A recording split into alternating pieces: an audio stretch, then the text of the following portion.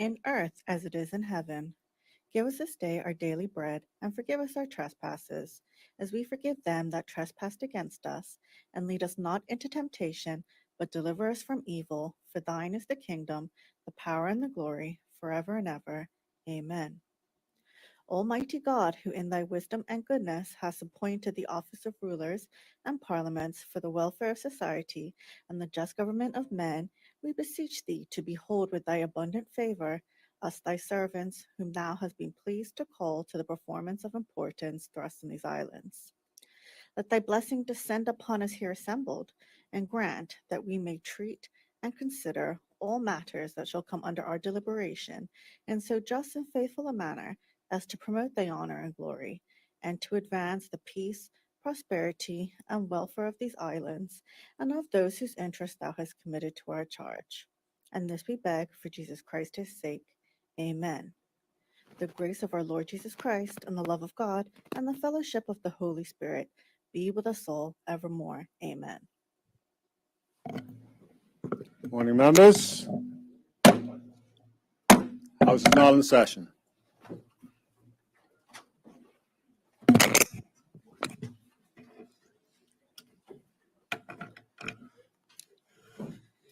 Confirmation of minutes. Members, the minutes of March 8th have been deferred. Messages from the governor. There are none. Announcements by the speaker. There are none. Messages from the Senate. There are none. Papers and other communications. This morning, members, there are three papers. The first is in the name of the Attorney General. Madam, Good morning, Mr. Speaker. good morning. Mr. Speaker, with the governor's recommendation and in accordance with Section 36(3) of the Bermuda Constitution, I have the honor to attach and submit for the consideration of the Honorable House of Assembly the rules of the Supreme Court Amendment Rules 2023 in exercise of the power conferred by Section 62 of the Supreme Court Act 1905. Yes, thank you, Adam A.G. The next are in the name of the Deputy Premier. He's got good timing this morning. I try and be impeccable at times. Good morning.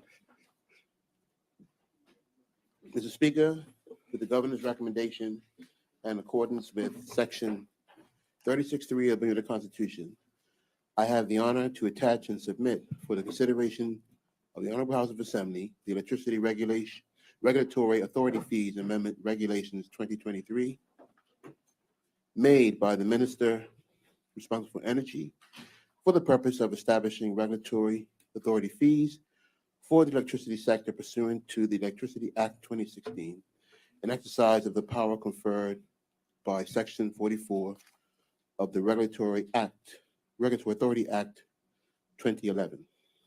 Thank you. And there's a second? Yes? Yes. Mr. Speaker, with the governor's recommendation and in accordance with Section 36(3) of the Bermuda Constitution, I have the honor to attach and submit for the consideration of the Honorable House of Assembly the Electronic Communications Regulatory Authority Fees Regulations 2023, made by the Minister responsible for telecommunications in exercise of the power conferred by Section 6 and 11 of the Electronic Communications Act 2011, as read by Section 44 of the Regulatory Authority Act 2011. Thank you, Mr. Speaker. Thank you, Deputy Premier. Petitions. There are none. Statements by ministers and junior ministers. This morning, members, we have three statements. The first is in the name of the Minister of Works. Minister, would you like to present your statement? Good morning, Mr. Speaker. Good morning. Yes, I would. Mr. Speaker, articulated in both its 2017 and 2020 general election manifestos, this government vowed to ensure more affordable housing is available for seniors and families, increase the stock of affordable housing throughout the country, and expand rent-geared-to-income programs. Mr. Speaker, I rise today for the purpose of providing more evidence that this government stands by its housing commitments through the Bermuda Housing Corporation, and it is through the BHC that I am pleased to share the following facts. Since 2017, the government has assisted the BHC in adding 66 new units that will be or are currently being utilized to either one, provide affordably priced housing to Bermudians through the rent geared to income-based scheme, which is capped at 35% of their total household income, 25% rent, and 10% mandatory savings. Or 2, provide affordable properties for first-time homeowners. 2, refurbish 402 units to modernize the utilities within. This number includes the 574 make-readies, move-out and move-ins from the period 2017 to 2022. Of these, approximately 70% of them required the installation of new kitchen, cabinets, toilets, and bathtubs due to the conditions left by the previous tenants. 3, Mr. Speaker, between January and December 2022, the BHC successfully housed an additional 42 families, bringing the total amount of families housed under the BHC to 578. 4, Mr. Speaker, as stated in this year's budget debate, to date, the previously announced Home Start program, which is a public-private partnership with Clarion Bank to provide financial assistance for mortgages, has assisted 34 Bermudian families in their quest to become first-time homeowners. We are having further discussions with other financial institutions to expand the program. 5, in partnership with Age Concern, Mr. Speaker, the BHC has provided 32 loans to seniors totaling $411,626 to assist their families to keep them in their own homes. There are still funds available, and I would encourage anyone interested to visit the BHC either via their website at www.bhc.pm or in person at 44 Church Street. 6, as stated in this House on March 3rd, we've replaced 2 buildings at the Salvation Army Shelter on North Street in Hamilton, which are suitable for housing 14 persons per building, bringing the total available new beds to 28. 7, assisted the Ministry of Social Development and Seniors Independent Living Program in its commitment to protecting and preparing those aging out of foster care, some of our most vulnerable individuals, by providing newly retrofitted accommodation at Garrison View, St. George's. Mr. Speaker, it's worth noting that the Rent Geared to Income program began in 2007 and has helped nearly 400 families since its inception, with 85 currently under the program. Members may recall that the Perimeter Lane condos, 38 units, were built in 2008 specifically for this purpose and have proven to be a resounding success in providing affordable accommodation to families at reasonable rent. The rent is reviewed at lease renewal, and adjustments to it, either increase or decrease, are made at that time once a reassessment of the household income is made. Finally, Mr. Speaker, I invite you and fellow honorable members of this House to recall that on 7th of October last year, I announced the Bermuda Housing Corporation Residential Rental Unit Renovation Program, which will see the refurbishment of 137 older units, inclusive of 77 new units, become available in the medium term at the cost of $21 million. Mr. Speaker, as I've said before, there is no denying that Bermuda has an extremely high cost of living, and since 2017, this government has been doing everything in its power to address this issue in the long term. More work can and will be done in this regard. Mr. Speaker, specifically to housing over the next year, that being the 2023-24 fiscal year, barring any unforeseen circumstances, through the BHC, the government will see the refurbishment of 48 affordable rental units, 42 new units added to the BHC rental stock, and over the next 12 months, it's projected that there will be 9 new families who will become first-time homeowners under the Home Start program. Mr. Speaker, this government is committed to our people. We want to reduce the cost of living. We want to ensure a basic standard of life, and we will deliver on our mandate.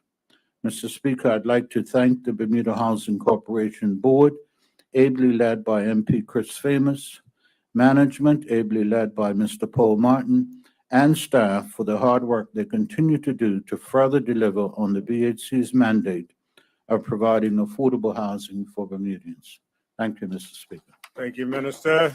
Members, the next statement this morning is in the name of the Minister of Social Development and Seniors. Minister, Good morning, Mr. Speaker good morning. and colleagues.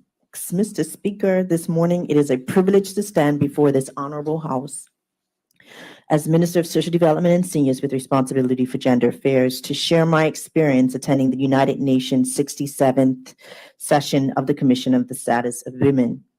Mr. Speaker, leading up to the celebration of International Women's Day this week, I had the opportunity on Monday and Tuesday, March 6th and 7th, to represent Bermuda as part of the UK delegation that attended the 67th session of the Commission on the Status of Women, held at the United Nations headquarters in New York.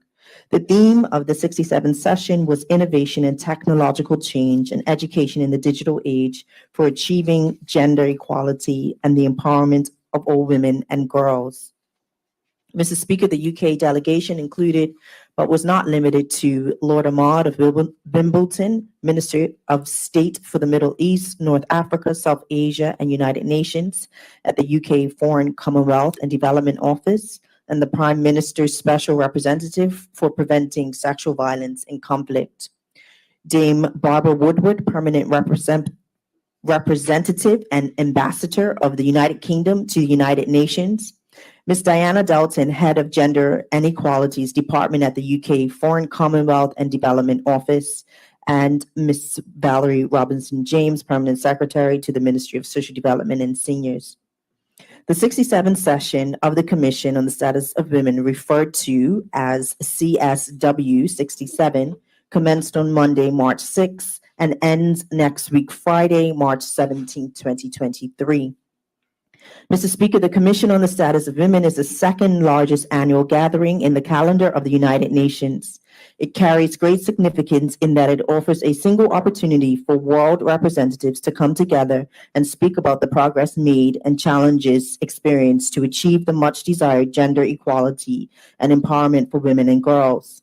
The CSW also provides a platform for thousands of women, feminists, advocates, academics, and gender equality experts from government and civil society to share experiences, exchange technical knowledge, establish dialogue about best practices, lessons learned, and solutions that will promote and empower women and girls globally. Over the course of the 2-week period, more than 200 contributors representing Africa, Asia, the Pacific, the Caribbean, Europe, the Middle East, and the United States will make presentations during the CSW meetings. Mr. Speaker, the COVID-19 pandemic exposed a significant gender gap or inequality in access to technology and ICT for many nations. Furthermore, the most recent 2022 data from the United Nations International Telecommunications Union continues to show this gender gap in that 69% of men were using the internet in 2022 compared with 63% of women. During the CSW General Assembly sessions on Monday and Tuesday, ministers of gender affairs, human rights, social development, etc., made presentations on the work implemented in their nations to mitigate gender inequality and close the gender gap. They emphasized and underscored many recurring themes in their presentations reflecting gender inequality, which included men outnumbered women in innovation and technology industries, young girls were less involved in digital technology, introduction to digital technology must occur at an early age, gender-based violence is rooted in gender-based inequality, online gender-based violence is a growing threat to women and girls, cyberbullying, harassment, hate speech against women and girls has increased significantly. Online space needs to be a safer environment for women and girls, and men and boys should be included in strategies to help protect the rights of women and girls. Gender pay gaps and harassment with linkage to low literacy and low income and older women. Women's economic empowerment in retirement with the recognition of gender inequalities in pensions. Mr. Speaker, these recurring themes were amplified and focused on initiatives centered on two broad priority themes: the good practices and adequate safeguards and standards in addressing change and education in the digital age for achieving gender equality and the empowerment of all women and girls, and fostering inclusive innovation and technology change to empower women and girls and create safer digital spaces. However, Mr. Speaker, despite the size of the different countries, despite the ethnic makeup of their population, despite their geographical location, the experiences and challenges shared pertaining to gender inequality as linked to innovation, technological change, digital education, online gender-based violence, and cyberbullying were all common. Mr. Speaker, additionally, these recurring themes surfaced at parallel side events that were held in the form of panel and Q&A discussions and hosted by different UN member countries. The side events which the Permanent Secretary and I participated in were Gender-Based Violence and Technology, Risk, Opportunities, Challenges, hosted by Ireland and the Irish Consortium on Gender-Based Violence, Amplifying Gender-Sensitive Approaches, Male Engagement and Inclusion in Preventing Violence Against Women and Girls, hosted by Kenya, the African Union, and the UNFPA, UN Population Fund, Rewiring the Network, Digital Education and Skills for Girls and Women Empowerment, hosted by Italy, UNESCO, UNICEF, and the Group of Friends for Education and Lifelong Learning in collaboration with UN Women, and Preventing and Addressing Technology-Facilitated Gender-Based Violence, Evidence and Best Practice, hosted by Lord Ahmad, UK Permanent Mission to the United Nations. Mr. Speaker, the information presented at these side events were rich, engaging, and in many instances reflected relevance to Bermuda, such as there being an underrepresentation of women and girls in ICT and STEM occupations, resulting from gender stereotyping and cultural influences in career choices, and an increase in online gender violence against women and girls through sexual harassment, cyber stalking, online sexual exploitation, Zoom bombing, revenge pornography, and sexual trolling. It was emphasized that girls must have equal opportunities to access STEM-related fields and that we must view women's empowerment differently from just putting online content in front of them. The stereotyping is mitigated when digital education, support, and mentorship are provided to help women and girls build purpose and identity, and when building partnerships of collaboration between schools and the private sector, which empowers them to take their rightful place as innovators, creators, and leaders of the present and future. Also, to fight the many forms of online gender violence against women and girls, there must be a strengthening of legislation to protect them, increasing training for police and judicial staff, establish consequences for perpetrators, and the formulation of allies who will stand up, acknowledge, and speak against online gender violence. Mr. Speaker, I am pleased to share with my honorable colleagues that although there is much work ahead to implement initiatives that will reduce gender inequality, Bermuda is in the right trajectory. With the recent establishment of the Gender Affairs Council, I look forward to receiving recommendations on how to fight online gender violence to support women and girls. The digital world cannot be one in which women and girls are in danger. It must be a safe and enabling environment. Also, Mr. Speaker, it is critical to narrow the gender gap in innovation and technology. In this regard, the work currently being undertaken to reform our public school education in the area of STEM education is very encouraging. Our young girls are being exposed to STEM education early at the primary, middle, and senior school levels. In fact, with the introduction of the STEM Signature Learning Program in September 2022, there are currently 96 students enrolled in the STEM program, of which 33 or over 1/3 of the students are girls. Mr. Speaker, the 2 days spent at the United Nations 67th session on the Commission of the Status of Women served well for engaging and networking with ministerial colleagues from around the world. Collectively, the implementation of technical and education policies and the strengthening of the legislation framework to protect women and girls will ultimately create a global shift towards achieving the United Nations Sustainable Development Goal number 5, gender equality and the empowerment of women and girls. Mr. Speaker, this is what the Ministry of Social Development and Seniors remains committed to doing. Therefore, we will continue to participate in the CSW side event meetings this week that can be streamed online from the United Nations website.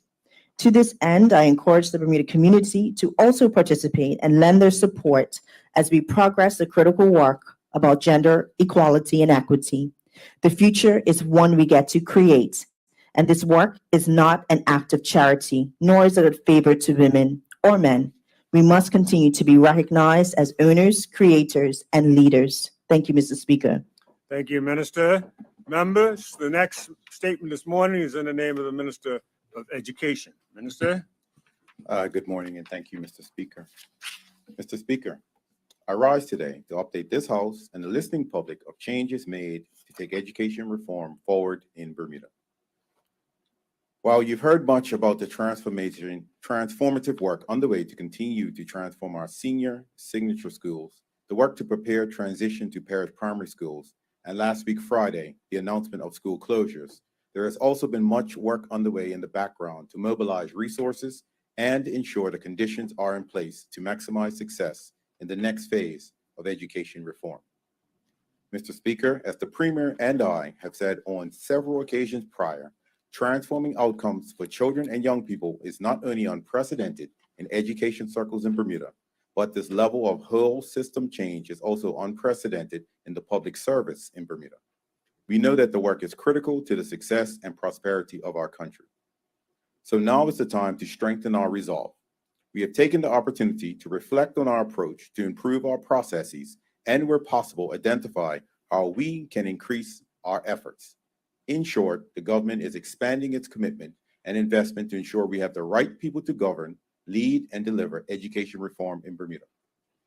There are 3 changes that key stakeholders and the community can expect to see in place to progress our education reform agenda. 1, governance of education reform. 2, leadership of education reform. And 3, delivery of education reform. Mr. Speaker, let me take these in turn. Firstly, governance of education reform. The first changes is the establishment of the governance committee, as announced in my response to the throne speech last November. As we prepare to introduce an education authority, we are increasing the independence and decision-making authority of the committee, co-chaired by myself and Mr. Philip Butterfield, Chair of Bermuda First. Other members of the Reformed Governance Committee are the Permanent Secretary of the Ministry of Education, Ms. Jasmine Smith, the Commissioner of Education, Ms. Kalmar Richards, the lead of the Education Reform Unit, Ms. Lisa De Silva, and a representative of the Education Authority Working Group, Ms. Shana Williams. Mr. Speaker, the second change is the leadership of education reform. I have previously announced that Ms. Lisa De Silva, a well-respected education veteran with over 25 years experience in education in Bermuda, is taking up the helm to lead the Education Reform Unit. As a new approach to taking education reform forward, protocols are in place to clarify where responsibility and decision-making authority lies between the Education Reform Unit and the Department of Education. In short, the Education Reform Unit, through Mrs. De Silva, is responsible for the following: designing the school and system of the future, ensuring the conditions are in place for that to succeed. At the Department of Education, through Commissioner Richards, holds the responsibility for the following: continuing the provision within the current model of schools and the system, supporting and enabling the transition to new models. Regardless of where people sit or their responsibilities, they share and are united by a laser-like focus on Bermuda's children and the young people. As such, we look forward to the shared guidance and leadership of both Mrs. De Silva and Commissioner Richards as they work to ensure everyone involved in education works collaboratively towards the same goal.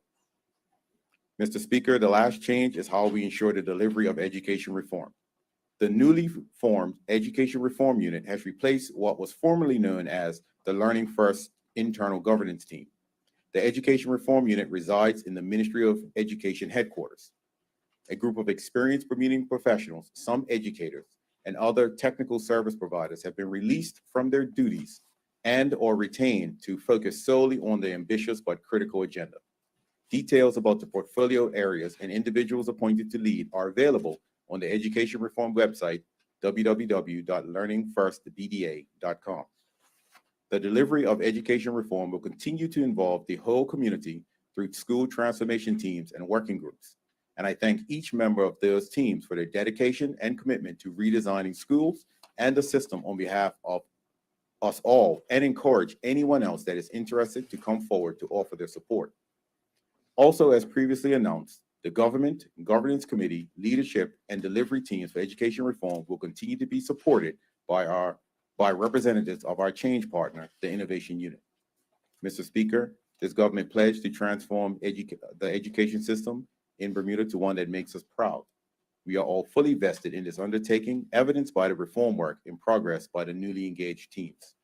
I am proud and grateful for the professionals and community members who share the desire to give Bermuda's children the best education possible by providing them with their time. I'm genuinely excited about what comes next. Thank you, Mr. Speaker. Thank you, Minister. Members, that brings us to a close of the statements for this morning. We'll move on. Reports of committees. There are none. Question period. Question period. Members, we do have MPs who would like to put questions to the statements this morning. The first is for Minister of Works from MP Jackson. MP Jackson? Thank you, Mr. Speaker, and thank the minister for providing that update on the Bermuda Housing Corporation. I'm just curious if the minister might be able to provide us some indication of the numbers of people who are still looking for housing that may be on wait lists for housing through the BHC. Minister? Mr. Speaker, Yes. the numbers have hovered around the 120 mark for the last 3 or 4 years. I do not believe that that is an accurate figure. I think that a number of people will have been discouraged by the fact that the Housing Corporation has been unable to help them, and so they've just fallen off the list. I suspect that if history is to be repeated, once the units start to come online, those people will come back out of the woodwork and indicate a willingness to seek help from the Housing Corporation, which is one of the reasons why we're continuing to look at multiple ways in which to provide housing that goes over and above the 120 that are on the waiting list. Thank you. Supplementary?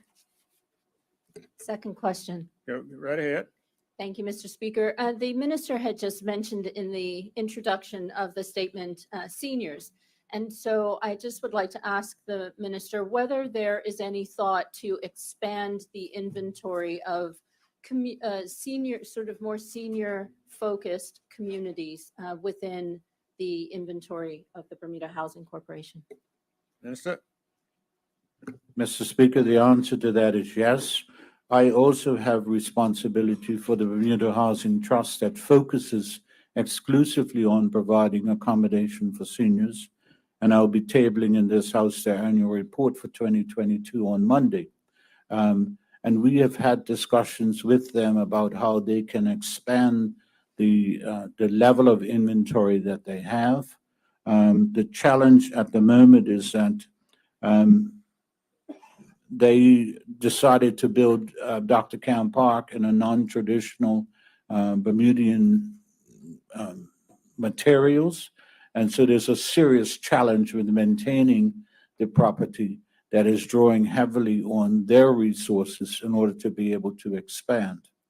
In addition to the work that is being done now, I remind that part of the Harmony rejuvenation is to provide for not only seniors, but handicapped folk to be able to live on the ground floor of those units that are being renovated. And so there will be mixed use. There is a belief amongst many that I share that if you expose seniors to an environment where there are young people, they thrive. And they can also look out for their welfare and well-being. And so there will be a continuation of an expansion of facilities for seniors as we go forward. Thank you. Supplementary? I do, Mr. Speaker. Put this up. And just that the minister had mentioned the CAN residential community, it triggered a thought. Does the Bermuda Housing Corporation or the ministry sort of have any stopgaps in place should seniors be identified with particular ailments? So not only at the Dr. Can facility are the materials maybe a little in need of repair or not sufficient for Bermuda's climate and such, but also it is multi-story. So I'm just curious whether the Bermuda Housing Corporation looks out for and is able to assist seniors if the property is no longer best suited for the tenant, whether that's because they develop dementia or if they become physically unable to make the stairs and such. Minister? Mr. Speaker, the short answer to that is yes. It applies to not just seniors, but anybody who falls into that category, who has either physical or mental challenges, and we will move, or physical issues. In the case of the Housing Corporation, we will move tenants around based on that criteria alone. In the case of the Housing Trust, that is the only criteria generally that they will use to be able to move folk around. As you may appreciate, Mr. Speaker, when you get older, you get to have less patience, and usually with your neighbors. And so there are usually requests to move folk because they don't like the neighbor. Neither entity tends to respond to that sort of reasoning. But if there is a genuine health reason, then we certainly will accommodate. Second sub or third question? No further questions? Thank you. As the Minister, there's any questions for this morning. The next statement from the Madam AG. That's not Madam AG. Look, you got up and caught my attention. Minister of Social Development and Seniors. I'm sorry. Minister, you have questions as well from MP Jackson. MP Jackson? Thank you, Mr. Speaker. And I thank the minister for providing that overview of the conference that she attended. And it spurred my question of wondering how things are going with the United Nations Bermuda Development Program that was introduced about a year ago. And the minister invited me to listen to the introduction of the new program. And it sounds like a wonderful concept. But I'm wondering if the minister might be able to provide any update on the local joint initiative for the development program, which is dubbed as Building Back Bermuda, or Building Back Equal, I'm sorry. Sure. Thank you, Mr. Speaker. And thank you for the question. You would have seen in the paper recently and also in government's social media that we are currently advertising for our staff through UN Women. We've actually advertised for 3 posts, one here recently, which is specifically for Bermuda. And so that deadline is March 13th. And we've actually had a few persons in Bermuda apply for that position. So we're looking forward to the outcome of that. Government, we don't have anything to do with that. That is actually done through the UNDP and UN Women. And then there is a delegation coming end of April, May, where we will share with the country what our next steps will be with Building Back Equal after COVID. So I'm excited to share that when that time comes. I have a supplementary. Yes? My question is, and I thank the minister, it's all very exciting. I have been on the website and I've read the job description because it's quite attractive, and it's very nice to see Bermuda being included in worldwide applications for jobs within the United Nations. So it's an inspiring spot to be in. But I'm curious to ask, if we did get a non-Bermudian applicant for one of the 3 job descriptions that are presently posted on the United Nations website, would we entertain a non-Bermudian coming in to facilitate the Build Back Equal program? Minister? Thank you, Mr. Speaker. Like I said, there were 3 posts. There are 2 opportunities for whomever the UNDP decide is the most applicable and qualified to take that position. They know the Ministry of Social Development has expressed their wishes in regards to having the identity of Bermudian take the role within what's specific to Bermuda, but it is in the end the decision of UN Women and UNDP. So, second sub or second I question? have a supplementary. Okay, go right ahead. Thank you. So because again, I've read the job description and it's fulsome. All 3, well, the 2 that I've read so far have been fulsome job descriptions. So if we were going to hire a Bermudian for those roles, would there be any UN training or support in order to fulfill all the requirements that are listed in that job description if we did find that there was a good applicant but maybe didn't have the comprehensive skill set that is required for the job? Minister? Thank you, Mr. Speaker. Again, the decision is left to the UNDP and UN Women. The UNDP as well as UN Women have a substantive section that provides support and training to anyone that is working for the UN, and so I am sure they will provide that support to the persons who are selected for those positions. Second question? Okay. Minister, that brings to a conclusion the questions on your statement this morning. Minister of Education, the MP Jackson has questions for you as well. I'm hot today. Mr. Speaker, thank you. I have a question for the Minister of Education around independence. And I don't mean this as a criticism, and we are a small population, and he has a subject matter experts that are right at hand.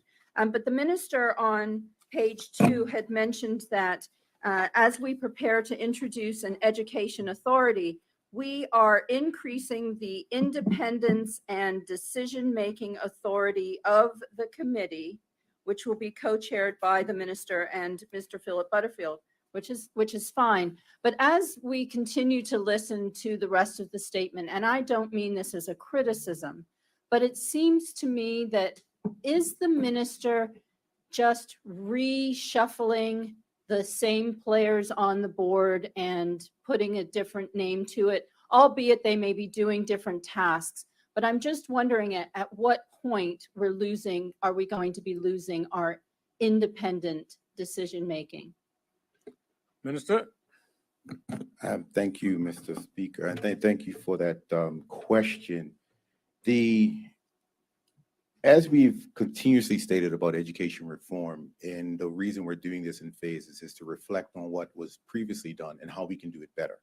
And so in some cases, you will see the same persons, but we've recognized, we can recognize their skill sets and what it is that they can do to be more effective, and giving them more power to actually do that work. So what we went from before was a group of persons that were doing this virtually part-time.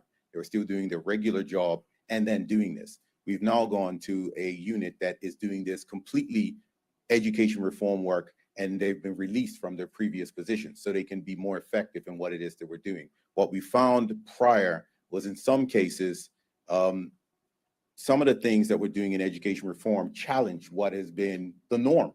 And when you have a person who's doing a job that still is to maintain the norm and discuss what is going to actually change, there is internal conflict there, because their job description is to ensure that the education system as it currently exists is robust. But you also have them thinking about things that are going to be done in the reformed that actually is complete, in some cases, completely, totally different from this over here. And so the idea of trying to get persons to continue to balance between that just proved to be unwieldy. And so we put persons to say, this is what you're going to work on, and forget about this over here. You are now released to just move ahead with this and even make those decisions that might not be considered the popular decision, but they are the best decisions. And with it, when it comes to the governance committee, the idea is that eventually, as we continue to hash out what the education authority looks like, the chair of that governance committee will be replaced by whoever is the chair of the education authority. And so that is the forward movement for that. So the idea of the governance team is specifically mostly to look at what's happening in the education reform unit, what's happening in education, and when there is a conflict, a team that is able to to talk about how we resolve those conflicts. First sub? Yes. So that was a lot of information. So I completely understand if one member has a contradiction in their workload, they're constantly having to give out blue crayons, but they know that yellow crayons are what we really should be giving out, that could be a really difficult situation. And the minister also mentioned that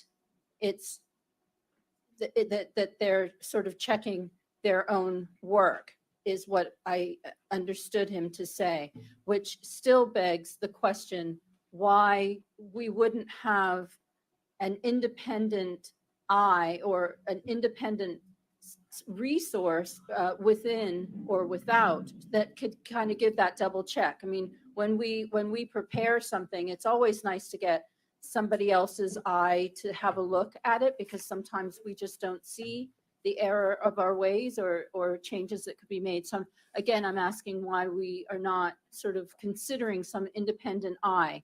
I'll give it that the innovation unit is there, but again, they've been a part of this program now for a number of years, so they may not see, they may not be able to see as objectively as an independent.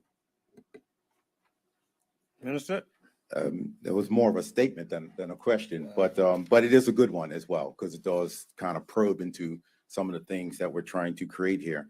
The creation of what we're moving forward, when you say the independent eye, also remember everything that we do, everything that we say is governed by our stakeholders as well. They have immense input into what it is that we're doing.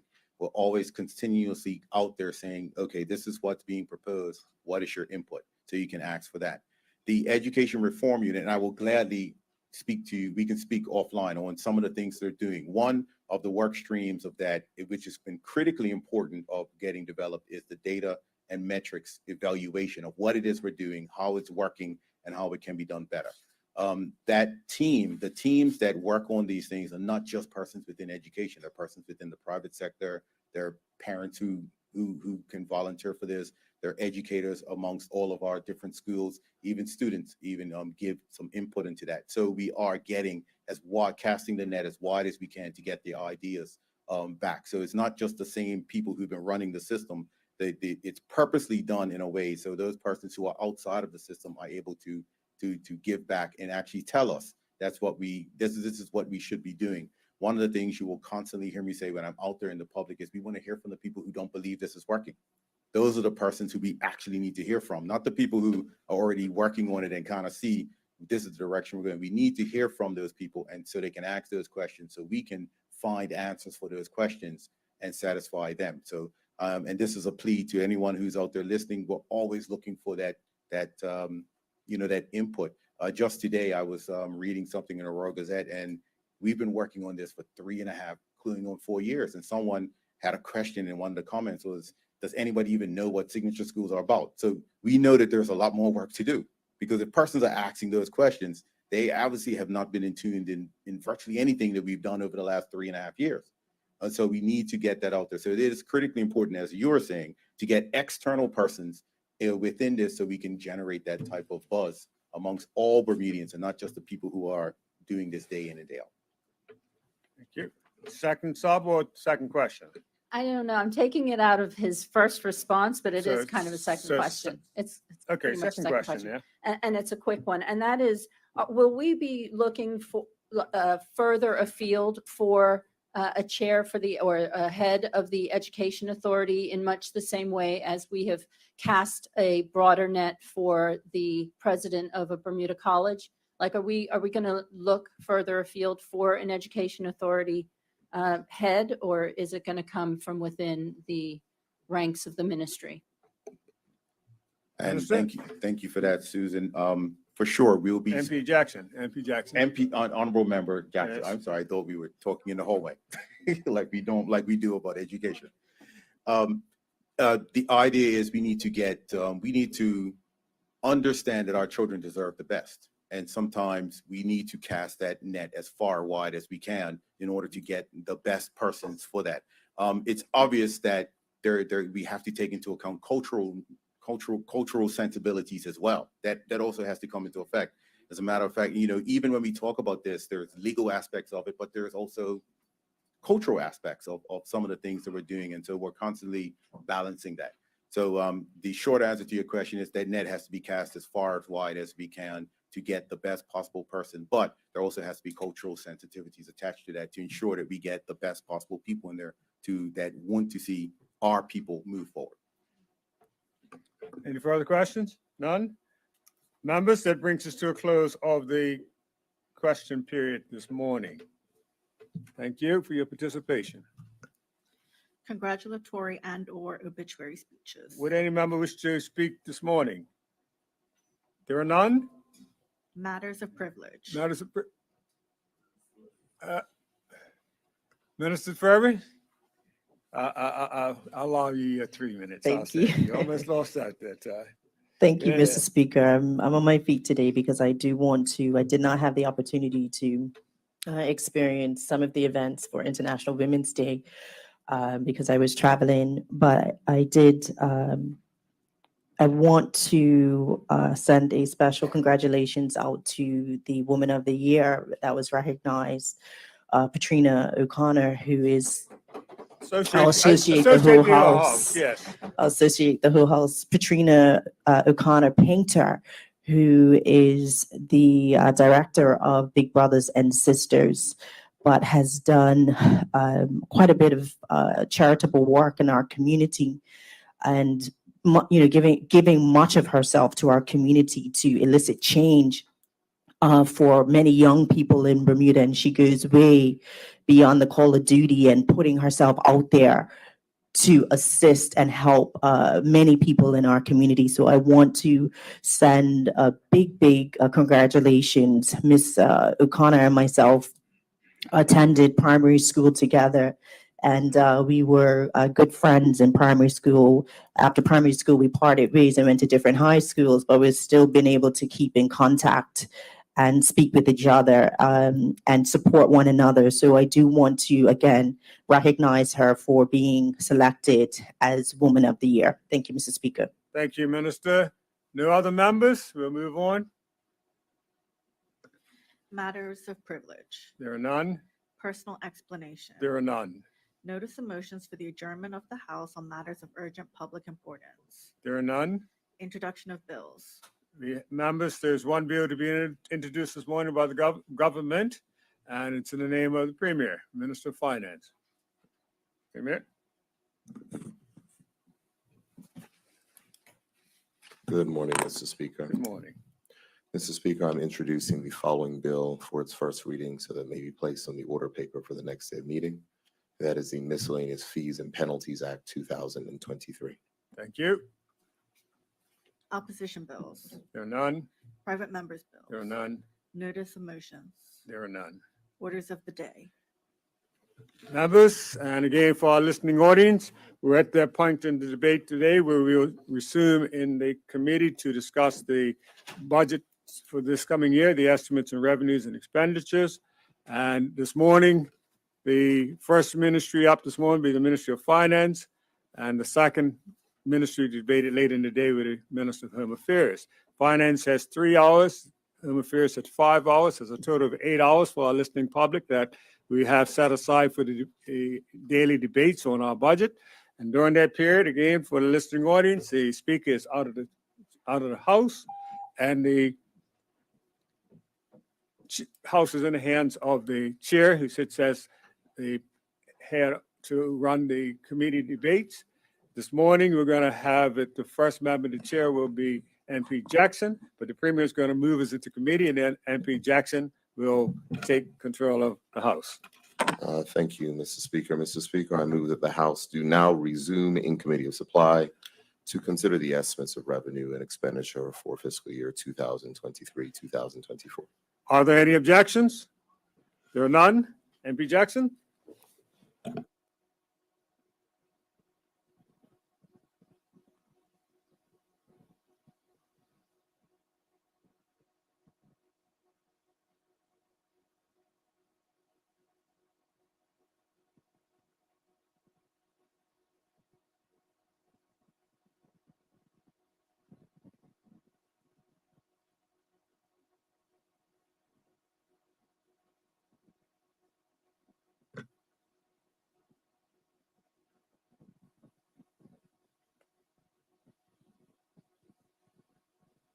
Honorable members, we are now in Committee of Supply for further consideration of the estimates of revenue and expenditure for the year 23-24. This morning, we will be hearing from the Minister of Finance, heads 10, 11, 12, 28, 38, 39, and 58 of the Ministry of Finance. These are all going to be debated. I call on the minister in charge to proceed. Minister, you have the floor. Good morning, Madam Chair. I move that the following heads, Head 10, Ministry of Finance Headquarters, 11, Accountant General, 12, Customs, 28, Social Insurance, 38, Office of Tax Commissioner, 39, Registrar of Companies, and 58, Debt and Loan Guarantees be now taken under consideration. You may proceed. Thank you, Madam Chair, and I give my apologies to honorable members and the listening public, as I am not feeling 100% today, so I'm going to do my best to certainly make it through this extensive brief, and hopefully by the time we get to lunch, I'll be able to get a little bit of rest.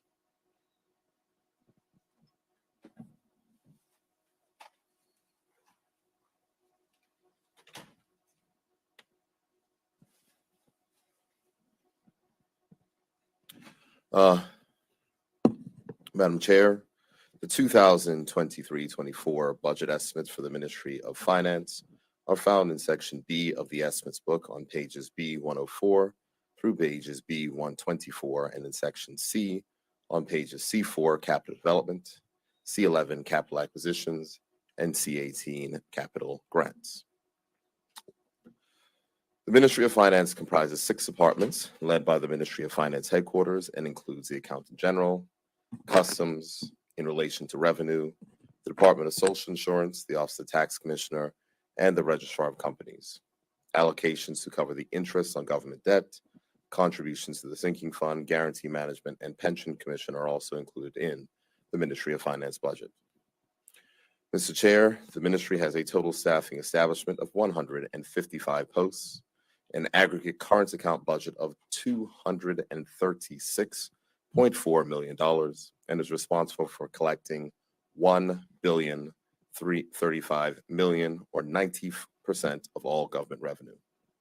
A snapshot of key information for the Ministry of Finance is shown on page B103 of the Estimates Book.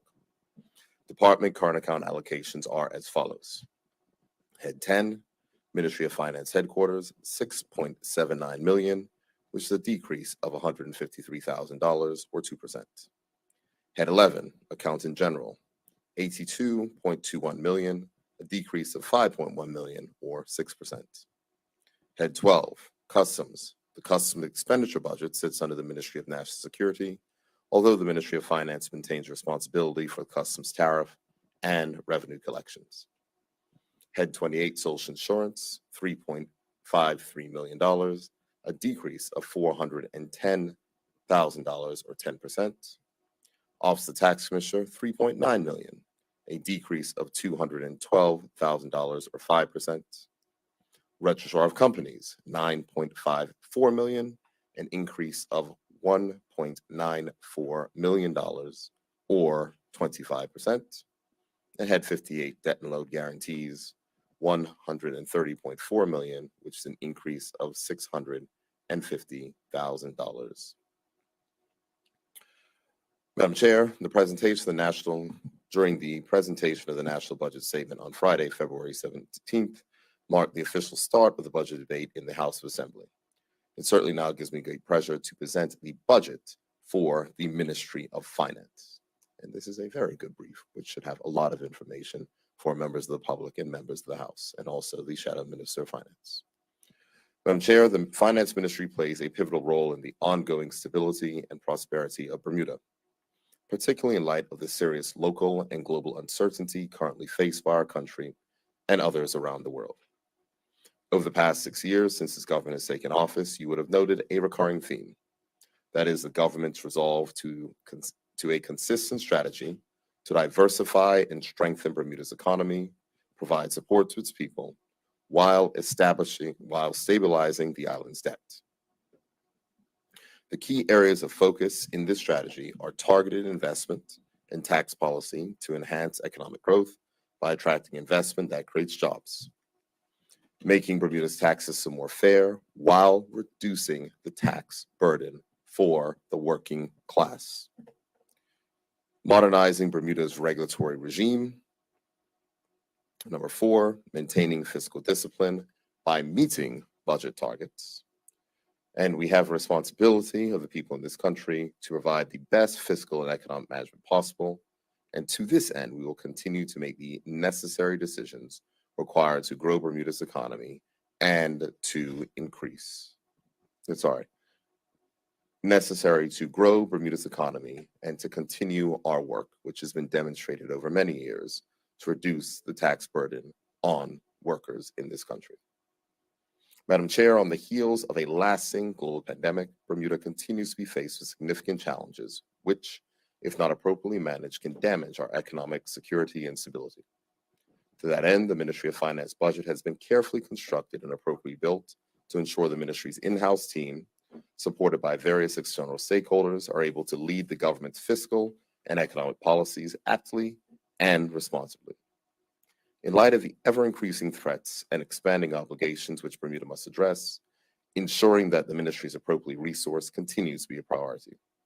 To this end, during the past year, reviews of resources in key areas were done, and active steps are already being taken to address identified gaps. The additional funding required has therefore been included in the cost estimates for the relevant units and departments, contributing to significant increases in some areas. Key initiatives which will have to be progressed include key initiatives which will have to be addressed or progress include banking, tax and pension reform, more targeted debt collection, expanded compliance and regulatory oversight, and enhanced adherence to international requirements. The ministry will also continue its internal structural reform for more effective collaboration, operation, and management. These structural changes include the establishment of 2 directorates led by a deputy financial secretary, one of which we focus on domestic and economic matters, the other on international and regulatory matters. The various units and departments of the ministry will fall under one of these directorates. These directorates will be supported by a central unit, which will assist with finance and administration and policy support for the ministry, and particularly the financial secretary and the minister. Moving on to mission statement and key goals and objectives. Madam Chair, the mission statement of the Ministry of Finance is found on page B103 and reads as follows, and I quote, "To supervise the economy of Bermuda generally and to provide overall financial management and control of all government activities," end quotes. In line with this, I highlight some of the ministry's key objectives below. First, to formulate and adhere to sound and prudent fiscal policy to achieve financial stability and promote stable and sustainable economic growth. Next, to provide strategic direction and an overall framework for effective financial management and control of government activities and provide an appropriate framework for effective compliance. To oversee and ensure the prudent management of public funds. To arrange all government borrowing requirements at the most competitive rates. to prepare, implement, and closely monitor the national budget, to maintain effective relations with credit ratings agencies, to play an effective and appropriate role in advancing Bermuda's national ESG strategy, to ensure and support the fair, coherent, and predictable development of financial services and other relevant regulation and appropriately monitor its implementation consistent with international standards, to monitor the internationally agreed tax standards, seek to influence changes thereto, adhere to its compliance requirements, and be proactive in treaty negotiations with respect to tax information exchange agreements and the exchange of tax information. Finally, to advance the government's anti-money laundering and anti-terrorist financing policy initiatives, monitor for changes in international standards and for other relevant global developments that will affect Bermuda, support legislative and policy development to address such changes, and coordinate measures to enhance Bermuda's AML and ATF regime. During the past year, we were able to move forward in a number of key areas, and in this statement, we will seek to highlight the key accomplishments. These include a successful refinancing of almost $1 billion of debt, effective advocacy meetings with key persons in the United Kingdom, European Council and Commission, as well as other officials in leadership roles in EU nations, and, of course, Madam Chair, an unqualified audit of the Consolidated Fund. Positive interactions with rating agencies resulting in the maintenance of our strong credit ratings and provision for relief for the people in Bermuda in much needed areas in the face of 40-year high global inflation. Completion of a successful year as chair of the Caribbean Financial Action Task Force, and continued prudent management of the public purse and execution of an effective debt and deficit management strategy. As we go forward into this coming year, we will continue to build on the strong foundation that has been established with a focus on economic growth, maintaining Bermuda's reputation as an internationally respected financial center, executing a prudent fiscal strategy balanced by our commitment to appropriately meeting the needs of the people of Bermuda. All of this while seeking to build a fairer and more just society. I will now speak to the various units which comprise the Ministry of Finance, starting with Head 10, the Ministry of Finance Headquarters. Madam Chair, the Ministry of Finance's headquarters core functions are conducted under Head 10, the Ministry of Finance Headquarters, which can be found on page B105. The work undertaken by the ministry is carried out through the following units: policy, planning, and management, fiscal planning and control, international affairs and regulatory, domestic affairs and economic policy, treaty management and administration, and the Office of the National Anti-Money Laundering Committee, better known as NAMLAC. The Ministry of Finance headquarters mission is as follows: achievement of economic prosperity and to ensure the financial security of Bermuda.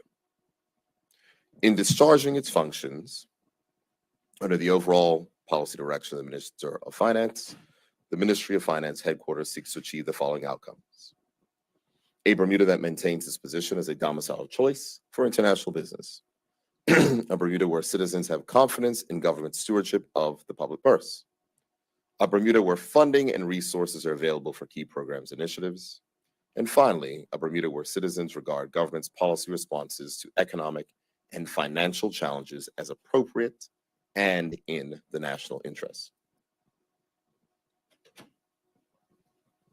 Madam Chair, in seeking to fulfill this mandate, the Ministry of Finance headquarters has a staff establishment of 22 permanent full-time posts, and its total budget for 2023-24 is $6.79 million.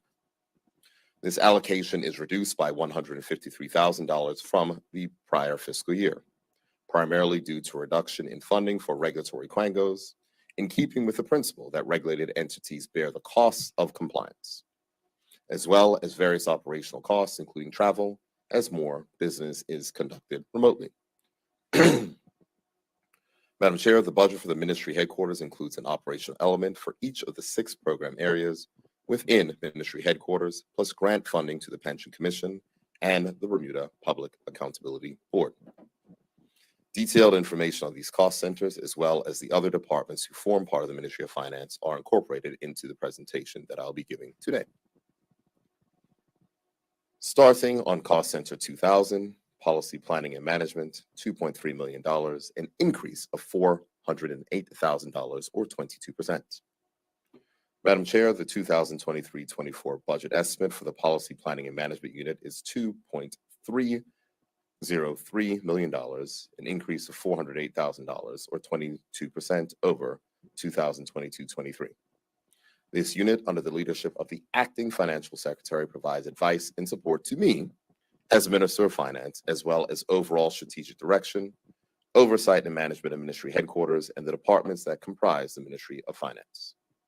In addition, this unit manages the administration and other activities associated with the daily operation of the Ministry of Finance headquarters. It plays a key role in financial accountability of various quangos, as well as overseeing general financial and fiscal oversight and accountability throughout the government.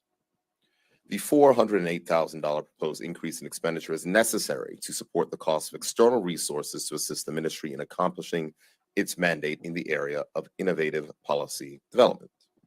These resources will fill resource gaps in the ministry and provide specialist expertise when required, such as professional firms who undertake special projects, such as the ongoing project to move from the pilot mortgage guarantee scheme to one where we see a reduction of mortgage rates across all banks in this country. Additionally, work is being done on the critical matters of advancing the issue related to the global minimum tax. Further, included in the Ministry of Finance headquarters is a $300,000 grant to the Bermuda Public Accountability Board, which is unchanged from the prior year's allocation. The primary objective of the Bermuda Public Accountability Board is to oversee the supervision and enforcement of auditors who carry on audit business in Europe and in the United Kingdom in accordance with the Bermuda Public Accountability Act 2011. Moving to Cost Center 20010, Fiscal Planning and Control. Madam Chair, the budget for Fiscal Planning and Control Unit in 2023-24 is $549,000, which is $35,000 lower than the original budget for the previous year. A salary provision of $428,854 accounts for 73% of the budget team's allocation for this year. The provision covers the posts of Director of Budget, Principal Budget Officer, and Budget Assistant. The Fiscal and Planning Control Unit, or the Budget Team, is primarily responsible for the management, collection, and collation of consolidated fund budget data, the monitoring and control of overall government expenditures on both capital account and current account, and the achievement of government revenues. The unit is also tasked with responsibility reviewing and developing the government's annual capital expenditure plan. The director is Tina Tucker, who we know is a long-serving public officer and who is continue to give great work and support to the ministry and the government. The director also represents the ministry on key quango boards to ensure appropriate financial management and governance.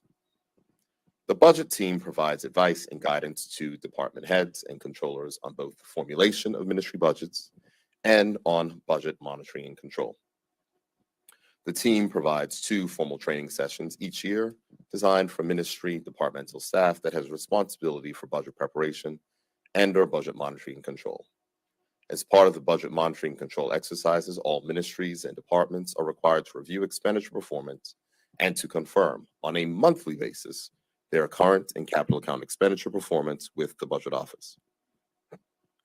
The budget monitoring exercises include a detailed mid-year review of all expenditures and revenue to provide updated fiscal projections for the year and the relevant budget actions to sustain the budget deficit target.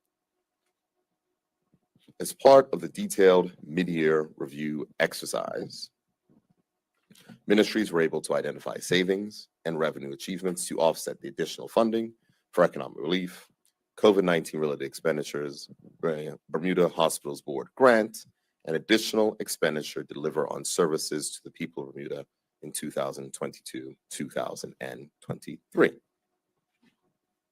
Mr. Chair, controlling government expenditure has been and still remains a significant commitment of the government. In order to determine high policy priority programs, the Budget Office has continued to use and to require the use of zero-based budgeting methodology for the development of 2023-2024 estimates. Policy prioritization at the start of the budget process will facilitate a better alignment of the allocation of limited resources with government's overall policy initiatives and objectives. Zero-based budgeting is a method of budgeting in which all expenditures must be justified, along with a systematic review of the performance of current programs. The fundamental aim of zero-based budgeting is to reflect the current and proposed future programs and services required by the government's national plan. And it's important to note also, Madam Chair, that included in this aspect is something that I mentioned in the budget statement, which is also the public value assessments, which is a tool that has come out of the government reform initiative, which is to be applied to ensure that services are being delivered to the public in the best way possible. For fiscal year 2023-24, the department has set objectives to provide support to the open budget process, enhance the budget monitoring and reporting, continue development of budget preparation methodology website, and in addition, Madam Chair, to commence budget preparations earlier, as the government is going to be reforming the capital committee to make sure that we are mapping out a sound capital plan that can enable the budget process to be a little less stressful in the months of November, December, and January. Madam Chair, moving on to Cost Center 20020. The budget estimate for the regulatory unit, international affairs and regulatory unit, may be found in section B of the estimates book on page B105. Accordingly, the budget for this unit is $468,000, which represents no change from the previous fiscal year. Madam Chair, the regulatory unit is the lead policy division within the Ministry of Finance headquarters in relation to the financial services sector. The regulatory unit is accountable to the Financial Secretary for the effective discharge of the unit's functions and through the Premier Minister of Finance to Cabinet and Parliament. The head of the unit, the Assistant Financial Secretary for Regulation, carries out financial services policies working closely with other teams in the Ministry of Finance, particularly the Treaty Unit, the Registrar of Companies, the Office of the Land Act, as well as Bermuda Monetary Authority, the Attorney General's Chambers, the National Anti-Money Laundering Committee, and the Bermuda Gaming Commission, the Bermuda Public Accountability Board, and the Chartered Professional Accountants of Bermuda, Specialist Global Partners. And Specialist Global Partners. In this way, the regulatory unit works to strengthen financial services supervisory framework and key institutions that enable access to the domestic economy and the global economy. Madam Chair, the regulatory unit operates in response to a broad range of opportunities and risks, which allow the ministry to contribute actively to a continuous flow of information on potential threats and opportunities to Bermuda and its reputation. Those opportunities and risks are constantly changing. The regulatory unit's plan responds to these challenges through various goals focused on advancing the unit's priorities and reflecting the outcome the people of Bermuda desire and deserve. Working closely with the Premier, the Acting Financial Secretary, and the relevant entities, these goals are: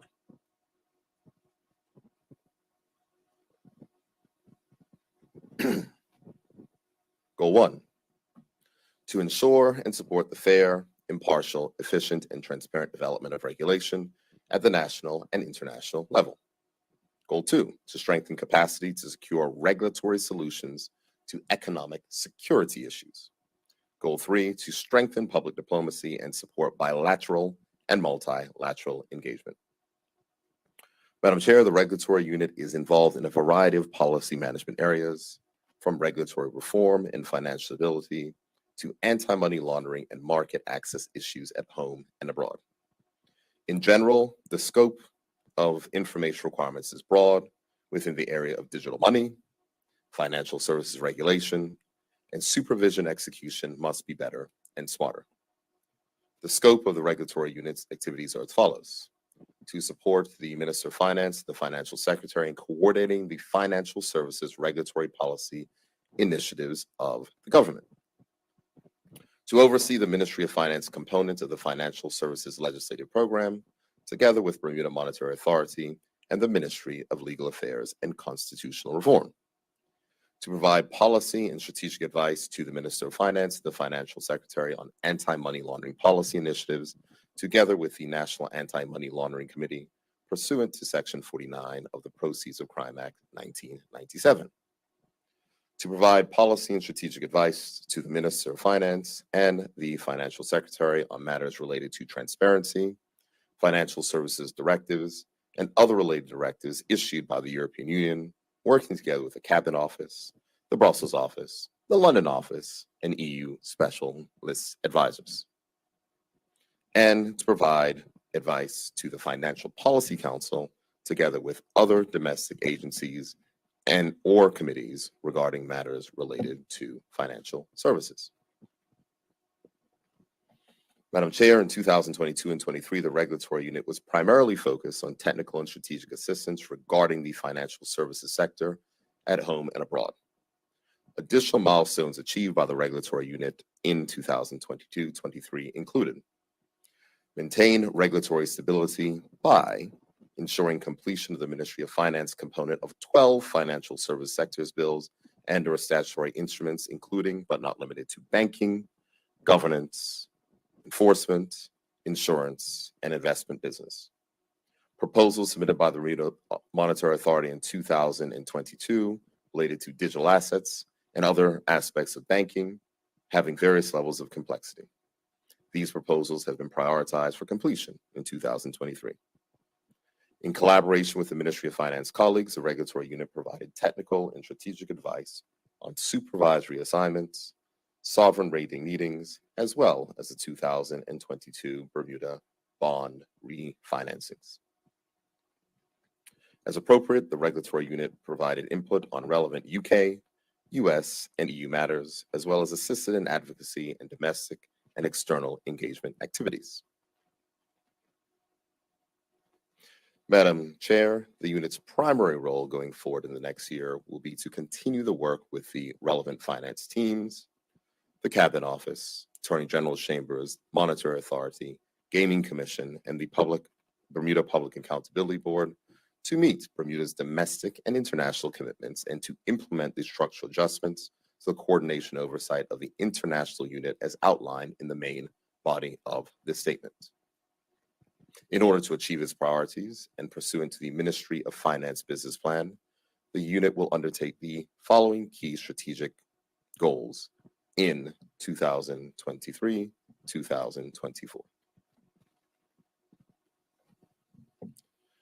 First, the regulatory unit will work with relevant parties to coordinate Bermuda's compliance with the various, numerous, and sometimes I'll leave that alone, the various EU directives and assist with preparing for visits by the Minister of Finance to meet with key European Union stakeholders.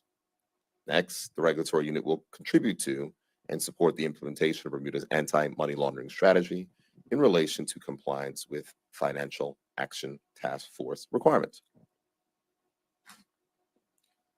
Next, ongoing work with UK authorities will include matters related to equivalence and transparency. The unit will also work more closely with the treaty unit, Registrar of Companies, and the Office of NAMLAC and others as appropriate to coordinate the Ministry of Finance response to the OECD as and when required. Finally, Madam Chair, in 2023-24, the regulatory unit will work closely with the Bermuda Gaming Commission to reassess the supervisory framework, including in relation to compliance with AML and ATF requirements. Through this work, the regulatory unit helps supervisors and businesses articulate the regulatory, market access, and related challenges they face to the government and the public. Additionally, we will finalize the matters related to banking and fee regulations to make sure that banking customers in this country are not subjected to random or continued fee increases by Bermuda's banking sector. Madam Chair, a salary provision of $396,516 accounts for 85% of the regulatory unit's allocation for 2023-24, which covers 3 posts. Madam Chair, I will now like to move on to Cost Center 20030, Domestic Affairs and Economic Policy.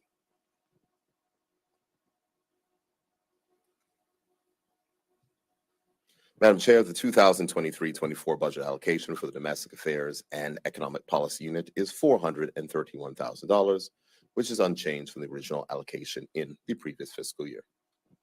This unit provides research and analysis of economic and financial conditions to help facilitate sound decisions on public policy, fiscal, debt, and guarantee management.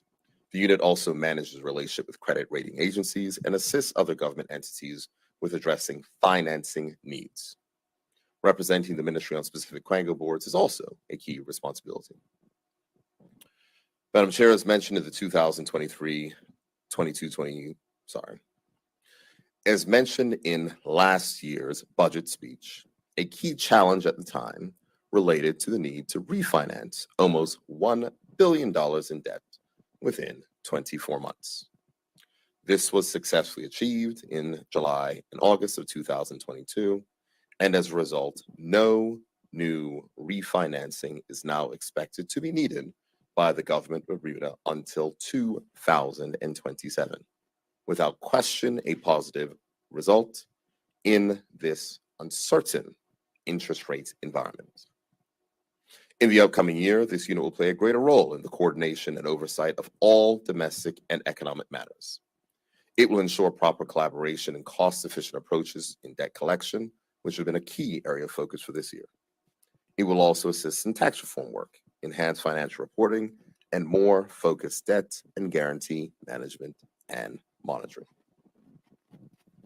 Other key initiatives include continuing to improve the sustainability of the government's funds, the Public Service Superannuation Fund, and the Contributory Pension Fund in an updated framework that allows for progressive contributions. Work is currently being finalized on the strategies that will help ensure the sustainability of the funds, and this will be followed by another round of stakeholder engagement with employees, unions, and taxpayers to discuss the various options and agree on a way forward. In addition to the proposed change in the contribution structure, adjustments may have to be made to other levers, namely retirement age and benefits. Continuing to work on the development of economic models for the forecasting of key economic indicators and government medium-term fiscal data to, amongst other things, enhance the execution of the government's fiscal and economic management strategy and considerations of the reform of the tax system. And this is a very important point because we are developing a number of various economic models that can help to not only predict where economic growth is going, but we are also going to be able to, and this will help certainly in better financial planning. And this work is being assisted by the economics unit, but also with assistance from members of the Financial Policy Council. In conjunction with the Ministry of Public Works, the launch of the government-owned captive insurance company to further reduce costs and create efficiencies in relation and provision of insurance for government assets. Cool, take it easy. I may still have a bug down there in the opposition leader's office. You never know.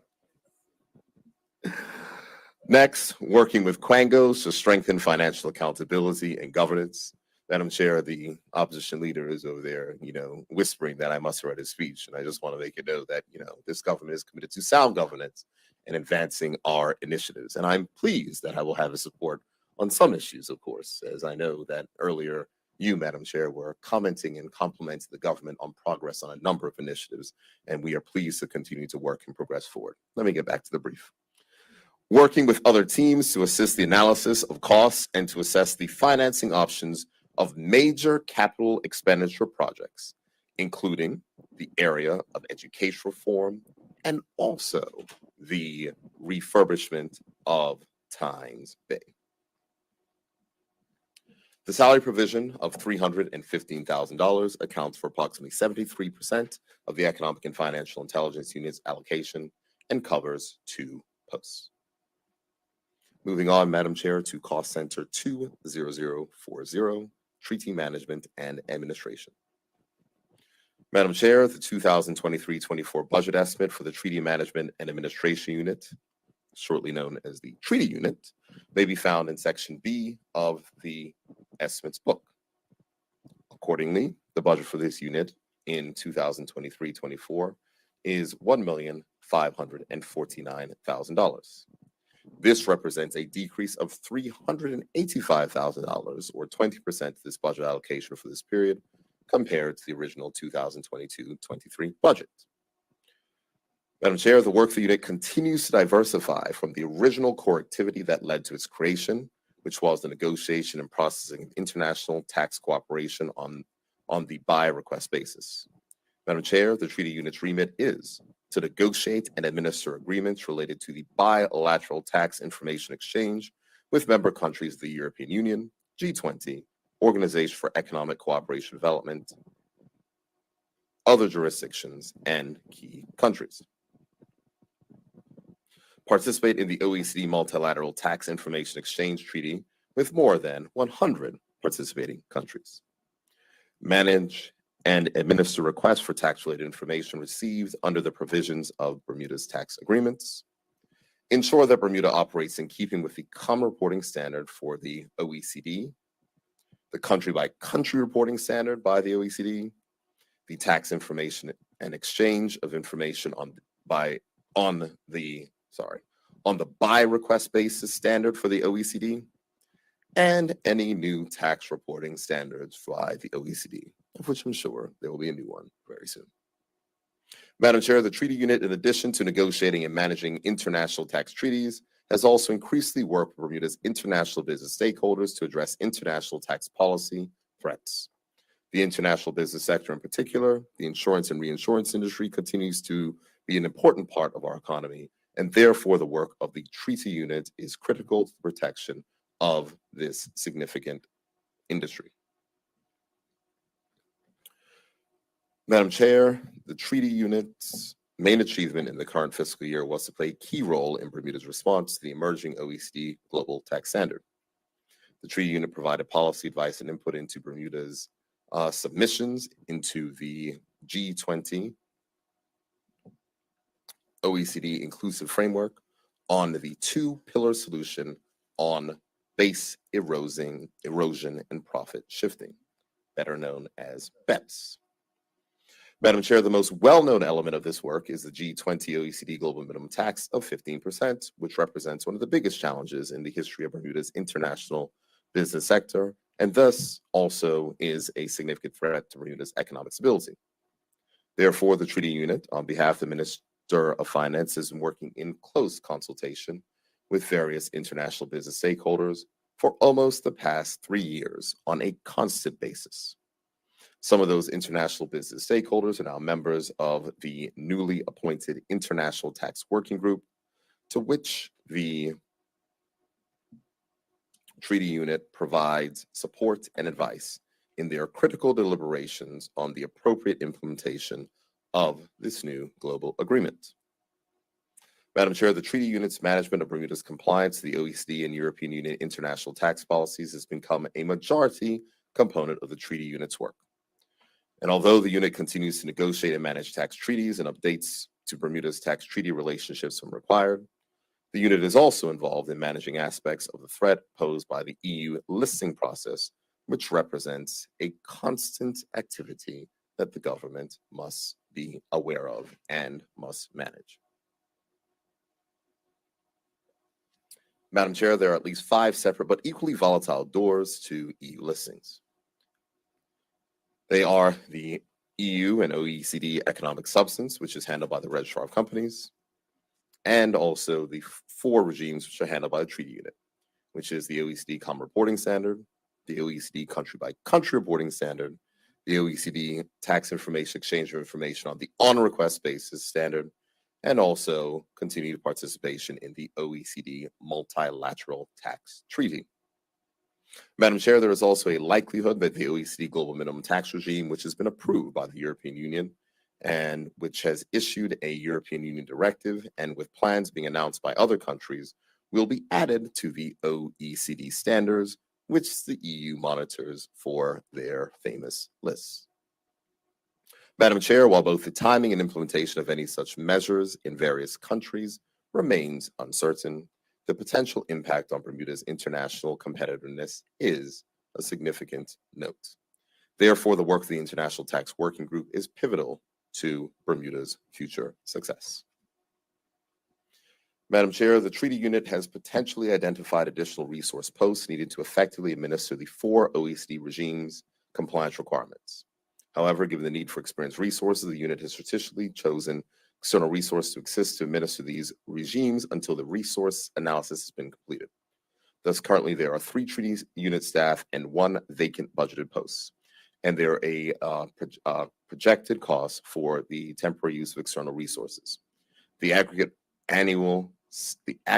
budgeted annual salary costs of $438,769, and there is a $689,000 budget, which is included in the treaty unit's budget to cover the combined costs of legal and advisory experts to assist the ongoing work related to the global minimum tax and other EU initiatives.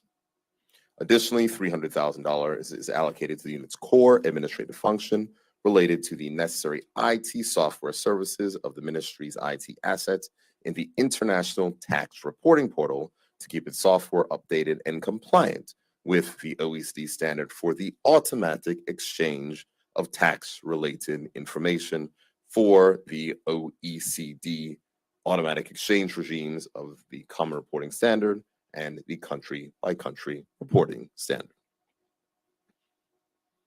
Madam Chair, given the strong linkages between the work of the treaty unit and the Registrar of Companies, it is proposed that there will be an appropriate amalgamation over the next few years. This is seen as an opportune time given the significant changes that have already taken place in relation to the OECD and EU initiatives and the expectation that there is more to come. It should also create better costs and operational efficiencies, which are important given the related complexities and comprehensiveness of the requirements. In the meantime, the treaty unit will continue the following initiatives during the next fiscal year. First, continuing to negotiate tax information exchange agreements and other agreements relating to tax information exchange and associate agreements or negotiate revisions to existing tax agreements so as to maintain Bermuda's tax agreement relationships with member countries of the EU, G20, and OECD. Seeking to keep Bermuda compliant with the OECD tax standards, especially during a period of possible revisions to Bermuda's domestic tax regime. And that's just an important note because with EU economic substance and other items, any change to our domestic tax now needs to have the blessing of other bodies and continued erosion of tax sovereignty. Administering requests for exchange of tax-related information on the by-request basis received by Bermuda's over 100 partner countries.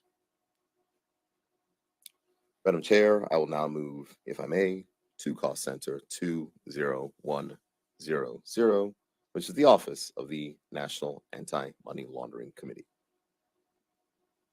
Madam Chair, the Office of NAMLAC's budget for fiscal year 2023-24 is $889,827.87, a decrease of approximately $41,172 or 4% from last year's original allocation. Madam Chair, the purpose of the Office of the National Anti-Money Laundering Committee is to provide secretariat support to NAMLAC and to enable the Ministry of Finance to achieve the objectives of advance the government's anti-money laundering and anti-terrorist financing policy initiatives, monitor for changes in the international standards or for other relevant global developments that will affect Bermuda, supporting legislative and policy development to address such changes, and coordinating measures to enhance Bermuda's AML and ATF regime. This requires the office to be responsible for the administration of NAMLAC's national initiatives, such as the assessment of Bermuda's national anti-money laundering and terrorist financing risks, and managing the reviews of Bermuda's anti-money laundering and anti-terrorist finance regime by external bodies. Though it is established coordination and cooperation through its established coordination and cooperation mechanisms, NAMLAC ensures that Bermuda has a strong, effective regime to combat money laundering, terrorism financing, and the financing of proliferation, and the competent authorities within NAMLAC assist international counterparts in efforts to address these issues on a global scale. Madam Chair, during the current fiscal year, NAMLAC has continued its critical focus on maintaining, and where needed, enhancing the effectiveness of Bermuda's AML-ATF framework. This is necessary to sustain the achievements noted in Bermuda's 2020 Mutual Evaluation Report, as well as to address recommendations made by the assessors in that report. NAMLAC's priority is thus on maintaining a technically compliant and broadly effective AML-ATF framework, the goal of which is to combat and minimize the occurrence of money laundering and terrorist financing in Bermuda.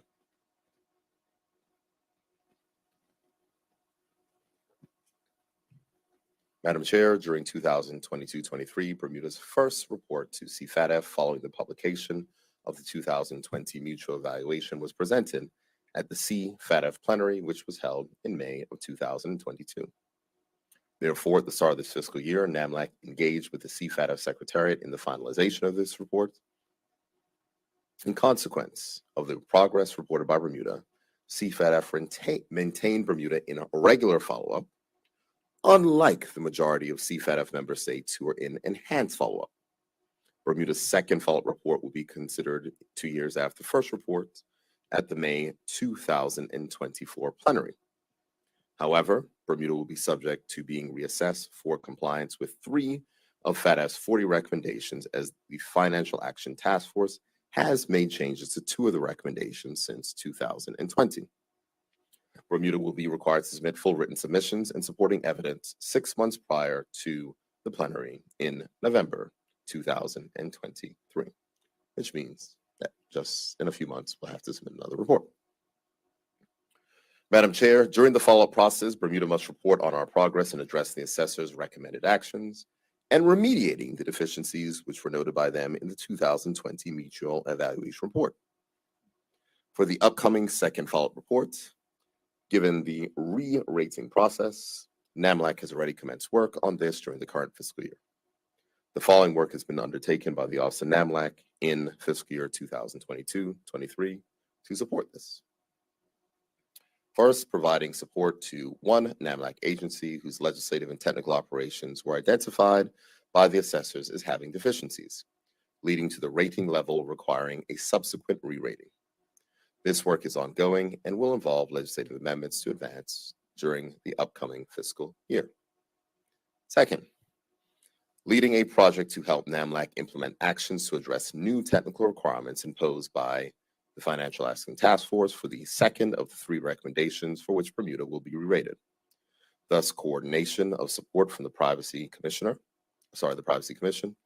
and the Patty and Piper unit in the Cabinet Office has already started to bring NAMLAC's agencies' coordination and domestic cooperation practices in line with data protection standards. Significant additional work to progress this will continue into the new fiscal year. Third, supporting the Bermuda Monetary Authority with the conduct of the first sectoral risk assessment for the digital asset business sector.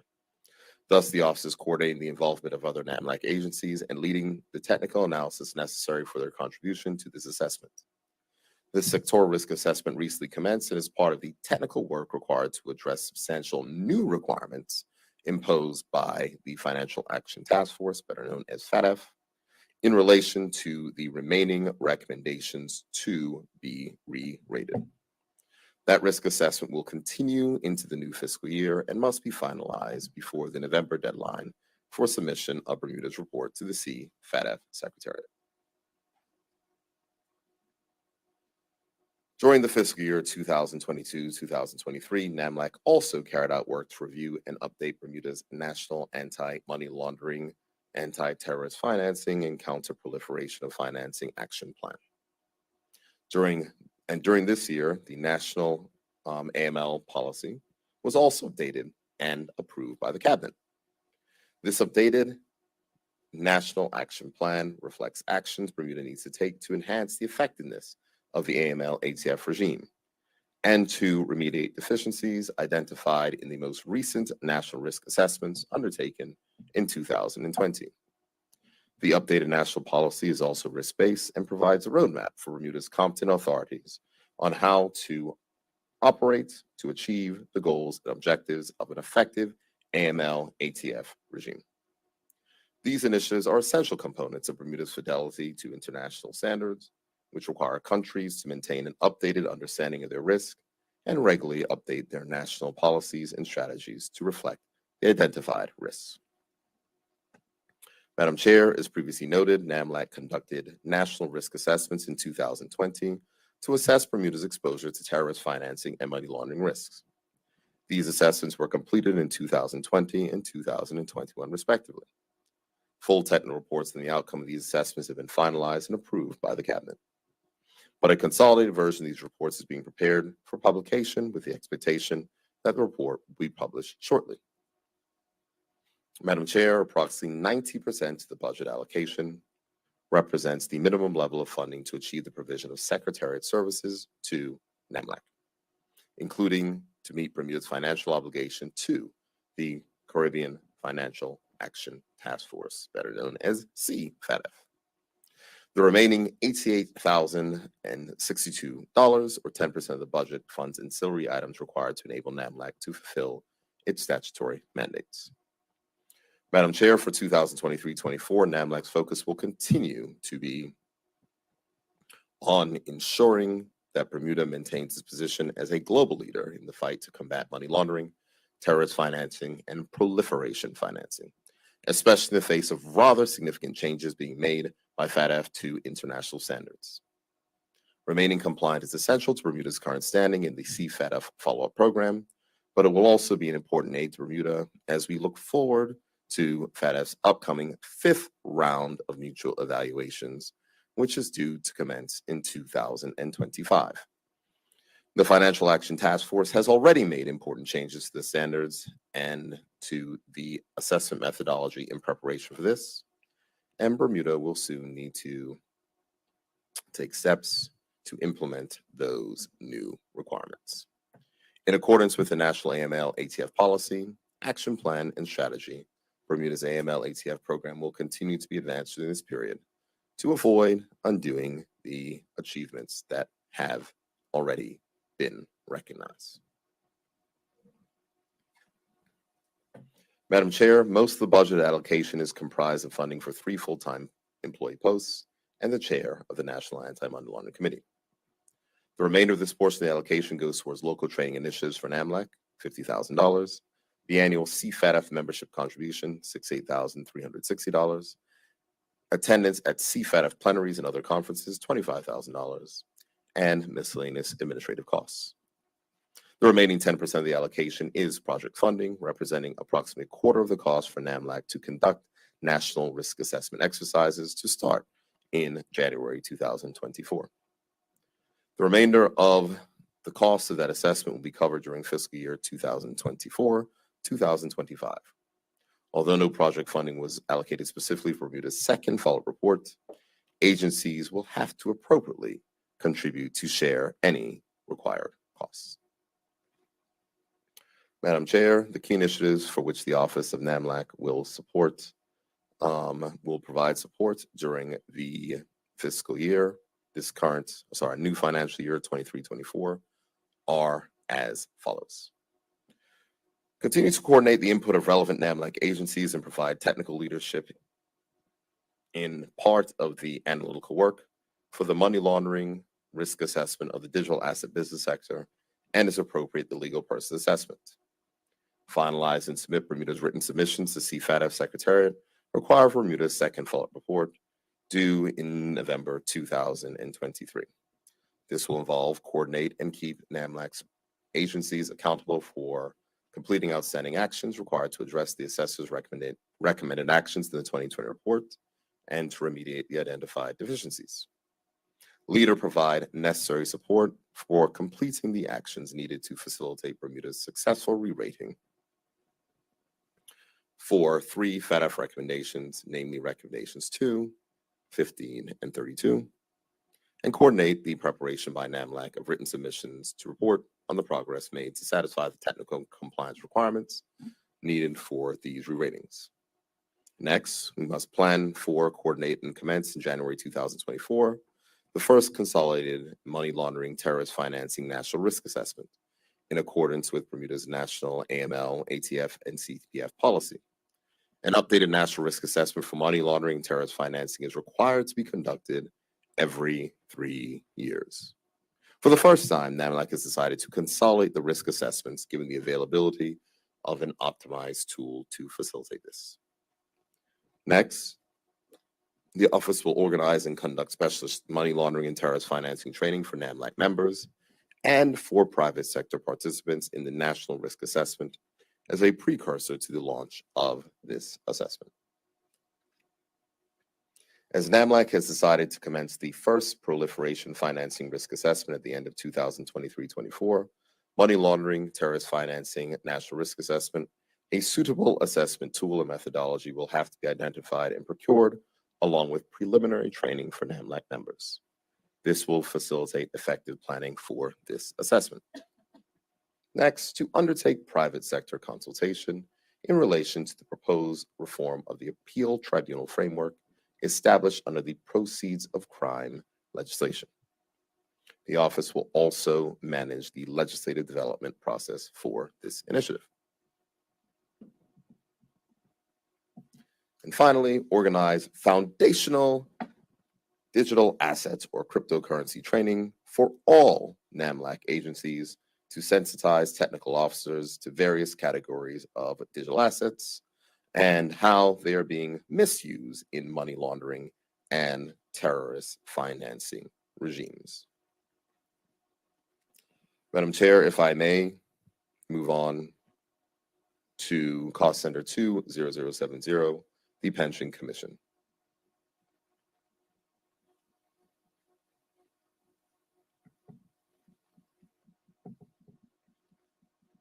I'd like to take this moment just to remind the listening public that we are in Committee of Supply for the estimates of revenue and expenditure for the years 23-24. We are presently in the Ministry of Finance brief, and we are listening to heads 10, head 11, 12, 28, 38, 39, and 58. The Minister of Finance is reading the brief for head 10 just now, and he's about to begin the National Pension Commission. Minister, you may proceed. Thank you so much, Madam Chair, for that. Madam Chair, the proposed grant of the commission for the commission is 2023-24 is $600,000, a 14% decrease from the previous $700,000 grant in the previous year's budget.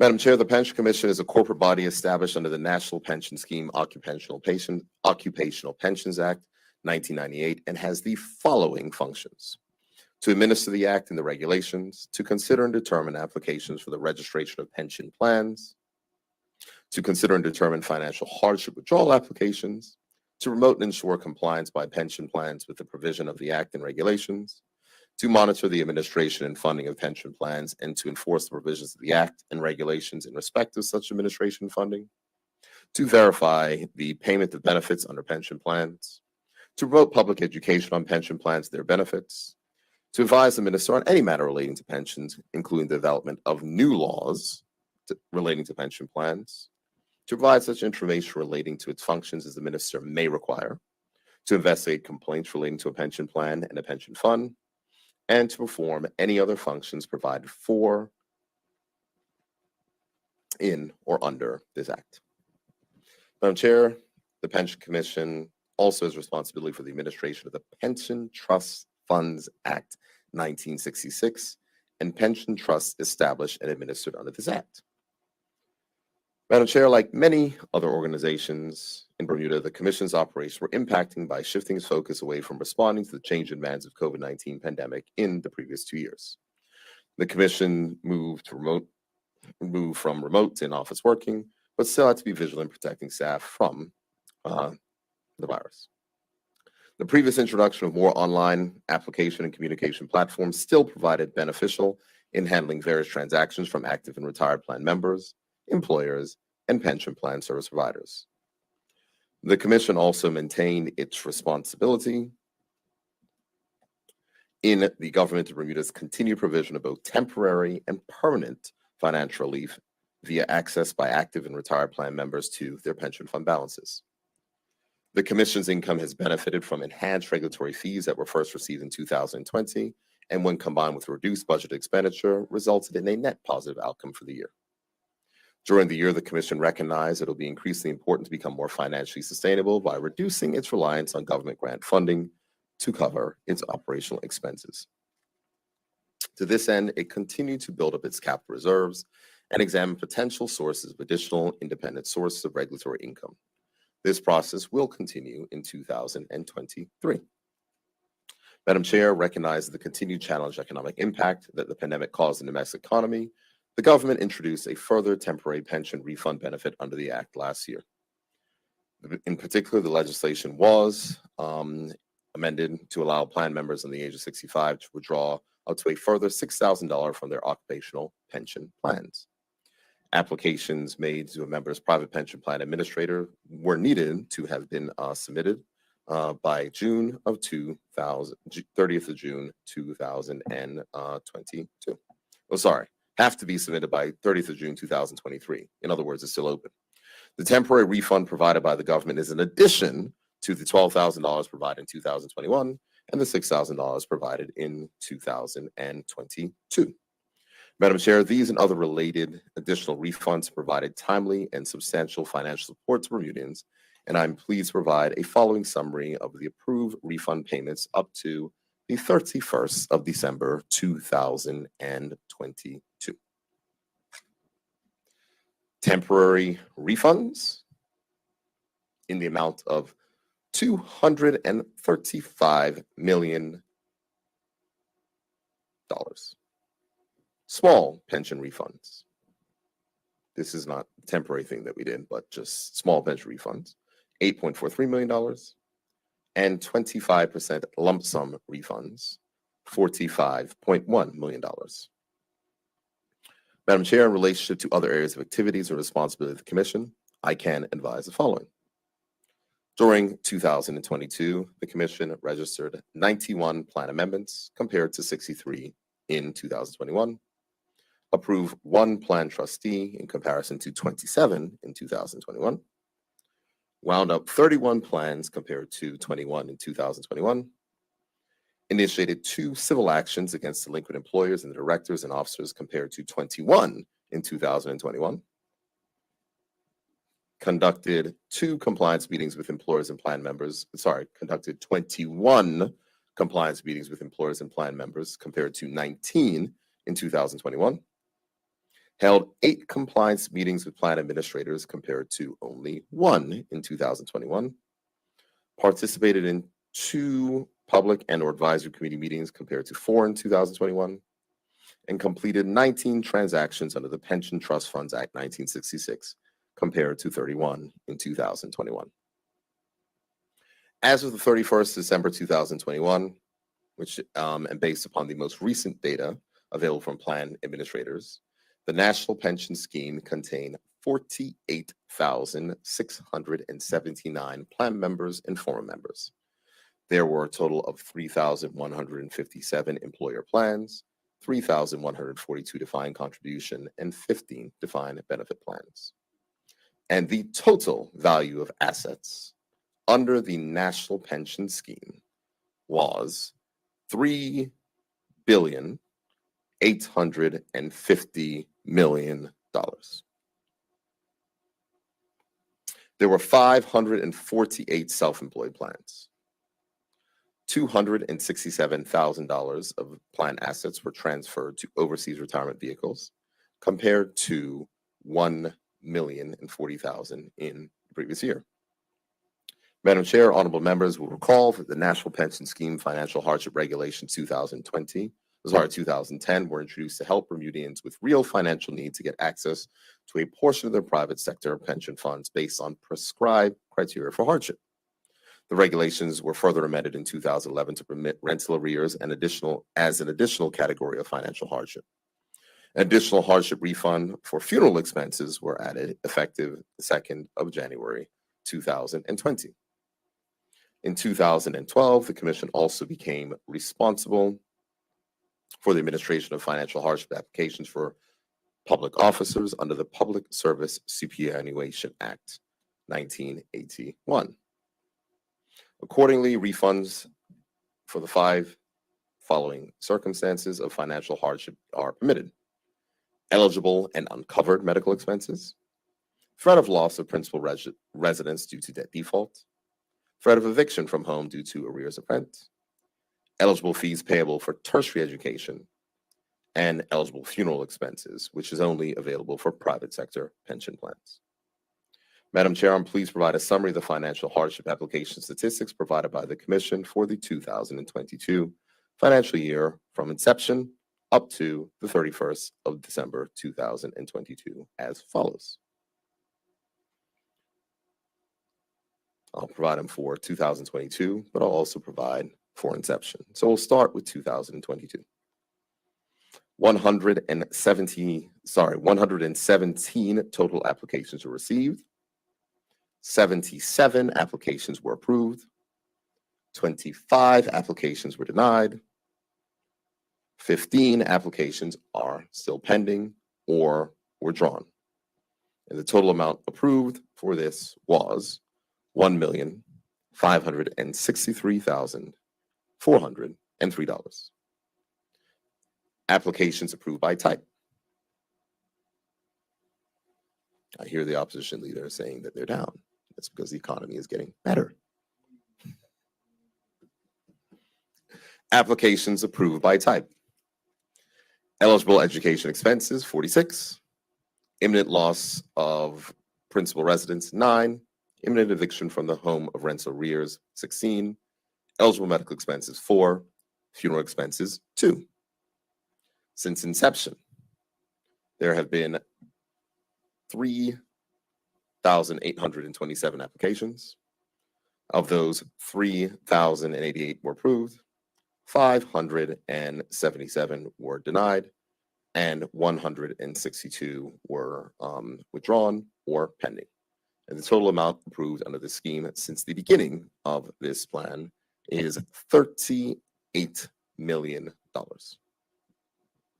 Applications approved by type.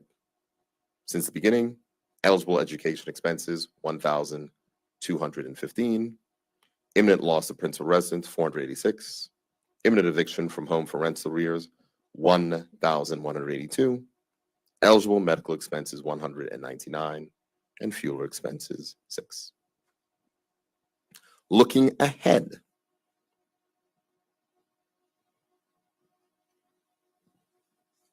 Madam Chair, for the upcoming year, the Commission has a number of goals. I will go through them. There are 11. First, the establishment of a revised strategic plan. Second, to advance and enhance its human resource levels.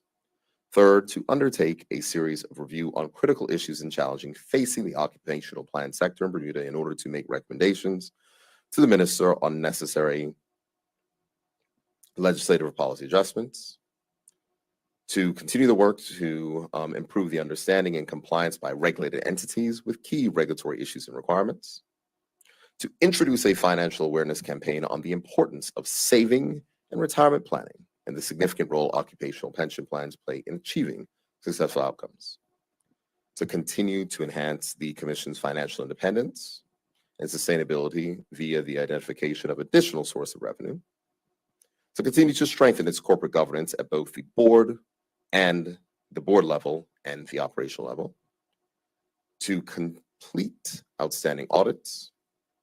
To complete work to expand options for pension investments, as well to finalize the work which I expect to bring to this House this year, on pension fee charges. Continue to review and recommend to the Minister of Finance further legislative enhancements to the Act and regulations as required, and to update the Commission's website and content. Madam Chair, if I may, I want to go back to point 9, which says to complete the work to expand options for pension investments. This is something that, as you know, Madam Chair, is something that we spoke about in opposition, spoke about in government, and something that this government will deliver this year. It is of considerable bother to me as Minister of Finance that this matter has not yet been addressed.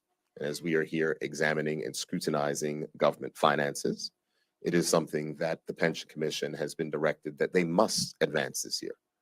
There are a range of investments, as I said, $3.8 billion of private pension assets, almost exclusively invested overseas to benefit other economies rather than being invested locally to invest ours. It is something I've spoken about, and it is something that we will ensure that we deliver this year, because it is inexcusable that we have all of the savings assisting other countries and not directing that here.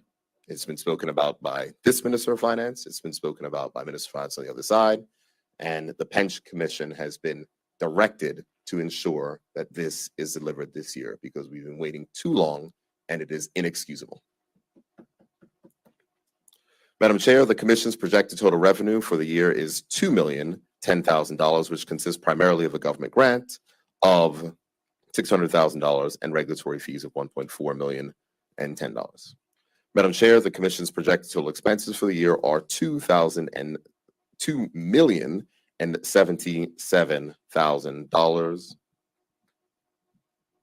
consisting of $1,515,000 for salaries and related benefits, $262,000 for office expenses, including rent, $300,000 for other operational expenses.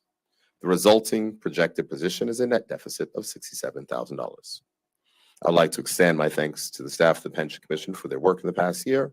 I look forward to them ensuring that we deliver on the mandate of which I've stated, and which honorable members of this House will expect that these funds that are being given by the government will achieve, as is important that now that we have a massive pot of close to $4 billion US, we deploy some of those savings and make it possible for persons to invest in this country. Madam Chair, this concludes the estimates for Head 10. I would like to say, as I move on from Head 10, I am happy, privileged to be supported by a dedicated but severely understaffed team, as is the case in just about every single government department. And I know I speak for all ministers, although, you know, there will be comments from the opposition about the bloated and expanding government, complete nonsense, as was stated in the budget statement. But the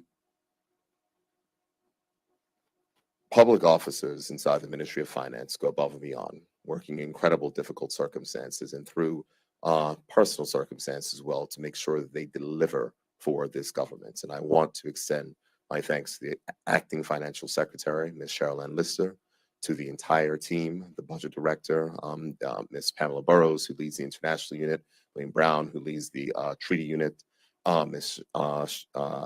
Crystal Burgess, who's working inside the office and managing matters related to domestic policy, the Permanent Secretary related in Finance, Ms. Jennifer Atchright-Sterling, and all of the administrators, whether it's Ms. Debbie Harris, whether it's Ms. Carol Martin, and all the persons who continue to work day in and day out to continue to deliver, to support the Minister of Finance and to support the work of which we continue to do.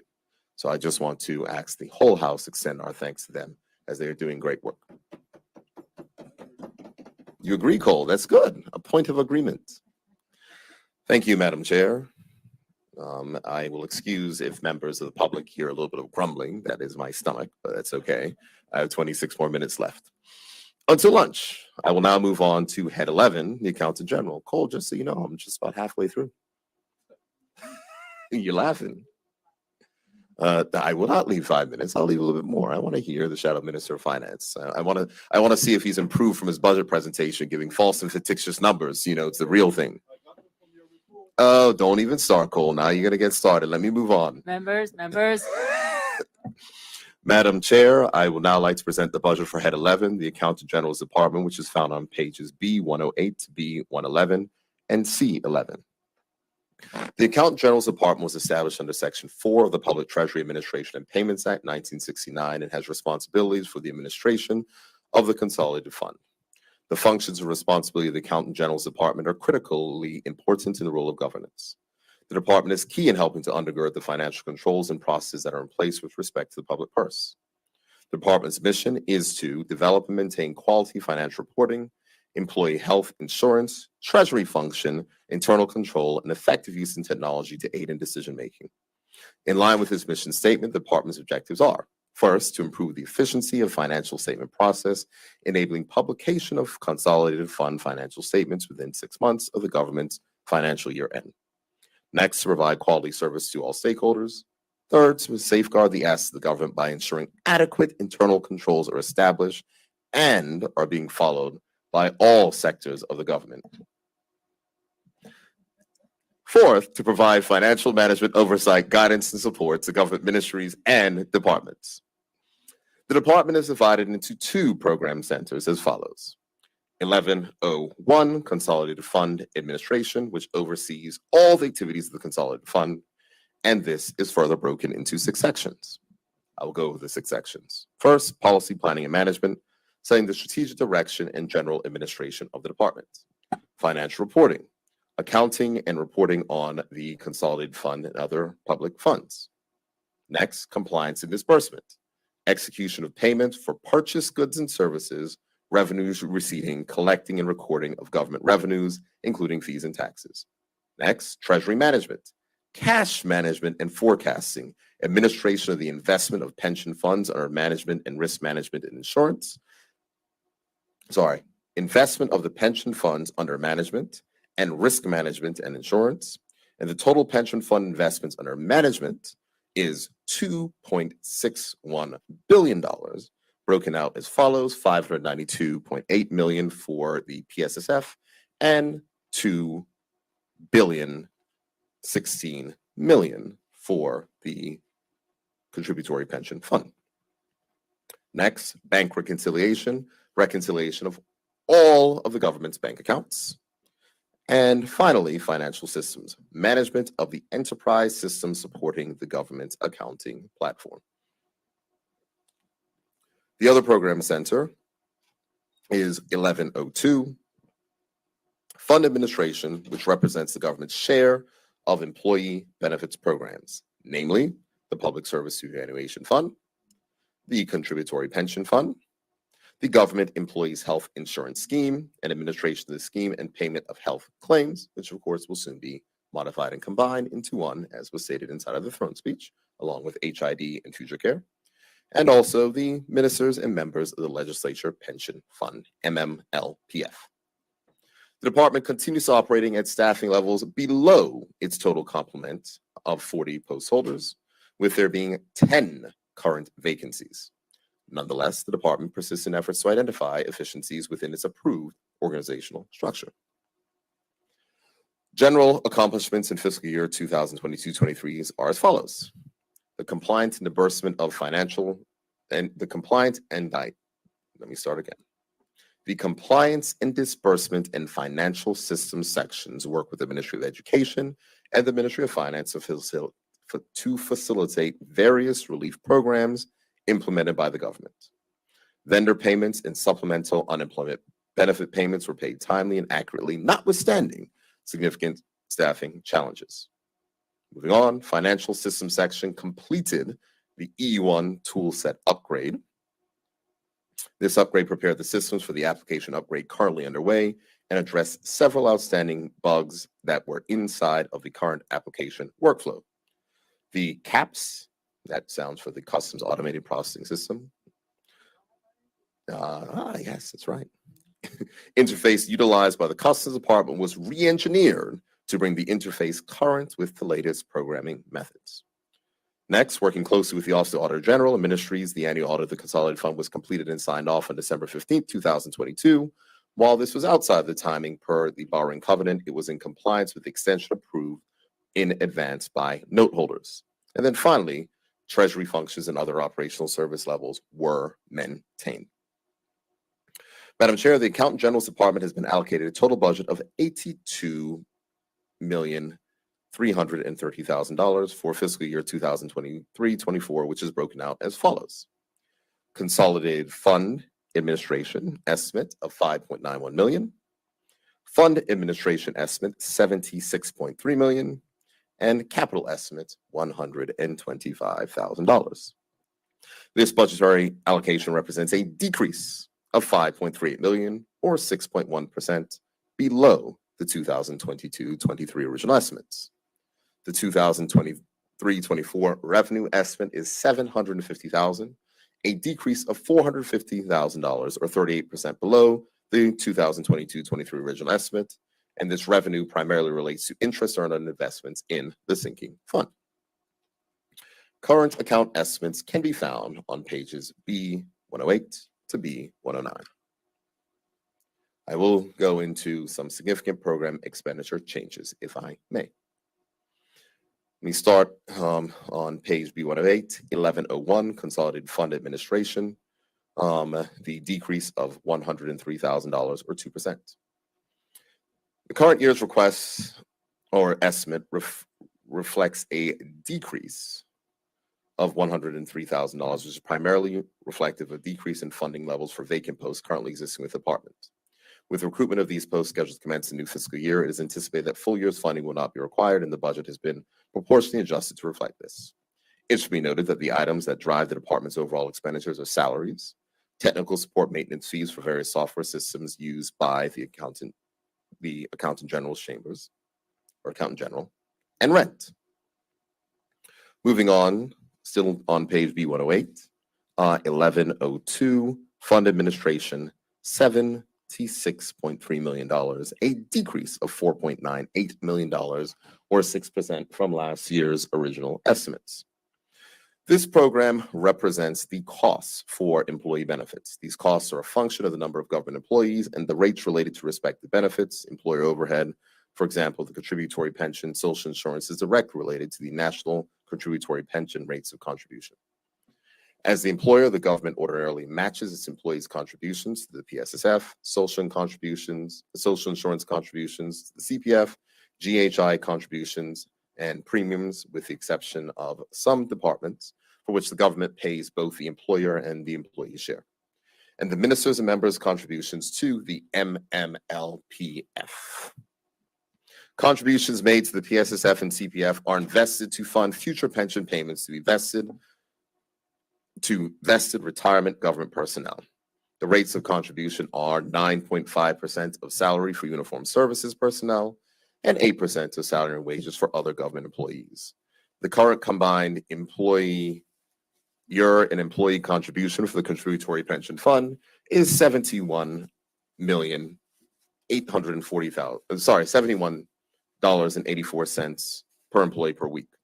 The decrease in the 2023-24 estimates, because I know you have questions on this goal, for the government's cost of employee benefits is primarily reflected of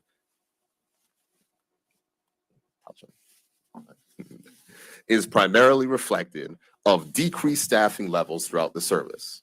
Though there is an increase in budgeted posts, our experience has demonstrated that due to the process of hiring and natural turnover, this figure has been often overestimated. This reduction is a realistic estimate for the amount in this upcoming fiscal year. And as you will see, of course, the revised amount for last year is 75.3. So there is $1 million extra on that one. And that is why we believe the figure is realistic, as I'm sure you might have had questions on that, Shadow Minister. Don't worry, I got you. I've been doing this for a while. Moving on to capital estimates, page C11. Wrong, you know. Moving on to page C11, 76805, JD Enterprise 1 project, $100,000, a decrease of $200,000. Technical support and ongoing maintenance will be required in the 2023-24 fiscal year as the JD Edwards Enterprise Sorry, I should call it, as it's been renamed, it's the Oracle E1 Enterprise Resource Planning System, is continuing to enhance to improve the business processes and other important services provided. The 2023-24 capital allocation will be used to progress the following projects: completion of the vendor self-service module implementation, and complete the application upgrade for E1 9.2. In addition, just to serve notice, as there may be some additional matters, we are going to be looking to do possible additional upgrades to the Oracle E1 system this year, Madam Chair. There have been, during the budget consultation process, noted that there were some modules that were previously active that allowed for there to be self-service for vendors, and specifically for matters related to the Ministry of Public Works on the areas of recharge. One of the things of which I am particularly committed to this year is to advancing plans, because the Oracle E1 system is a very powerful system that runs some of the largest companies on the planet. And I do not believe the government is using it as effectively as possible. So we're going to be looking and examining that to see how we can expand what is necessary to expand the use of that. So for various things, there could be far more self-reporting, and there may also be more information that may be able to provide it for the general public to have updates on regular things related to the government, finance, et cetera. So that's certainly something that I'm looking forward to advancing this year. It is not the highest priority in the Ministry of Finance, as we have tax reform and other things, but it's something that the Accountant General's office, when staffed up, will be able to hopefully advance. Madam Chair, the key initiatives planned for the Accountant General's Department for fiscal year 2023-24 are: number one, to complete the audited consolidated fund financial statements no later than October 31st, 2023. Continue to work to clear the backlog of outstanding financial statements audits of public funds. Work with the Cabinet Office to determine and mitigate the government's exposure for the PIPA Act. Continue to deliver scheduled financial instructions training in conjunction with the Department of Employee and Organizational Development. Timely processing of outgoing vendor payments, and 100% of clean health insurance claims being paid within 30 days in line with legislation. Madam Chair, I'd like to extend my appreciation for the work undertaken by the management and staff of the Accountant General's Department. They've had to do a lot over the last few years. It's not easy to, in a very, I would say, strict environment with I would say, an Auditor General that will give audit challenges on the government, trying to make sure that we provide support. And I say that in the area that the complex processes which are required for benefits payments, unemployment payments, et cetera, require a lot more energy, effort, work, and human resources than would be required or desired in an ideal circumstance scenario. But the department has risen to the occasion, has done the work in addition to the regular work of which they've had to do while they're understaffed. And I just wanted to make sure that I extend my appreciation to the new Accountant General, Ms. Dion Morrison-Shakir, and her team for their work and efforts. Thank you, and I'm sure the Public Accounts Committee awaits your response to their report. Oh, look at you throwing blows from the chair. All right. All right, Madam Chair. Madam Chair, I'll now move on to Head 12, Bermuda Customs. You hear that growling, AJ? Yes, we have a few more minutes. The listening public, we are in Committee of Supply for further consideration of estimates of revenue and expenditure.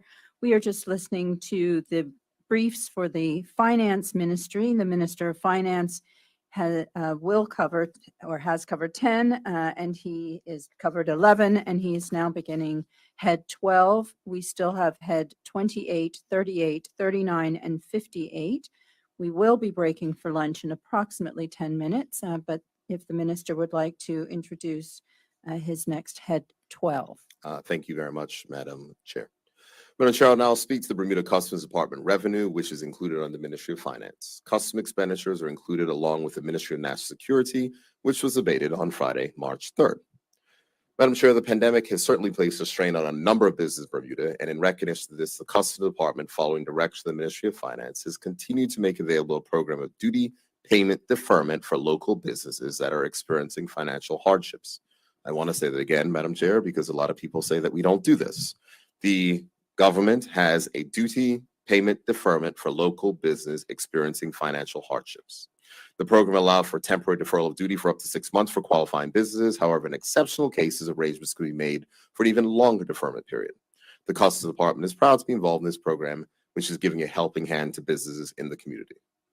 Also, during 2022-23, the Customs Department has launched an online auction of imported goods that have been abandoned or seized in order to recover the duty owed on them. The website customs.bm was established to provide further detail on the available items and as a way to submit offers for those items. During 2022-23, the following policy initiatives were introduced.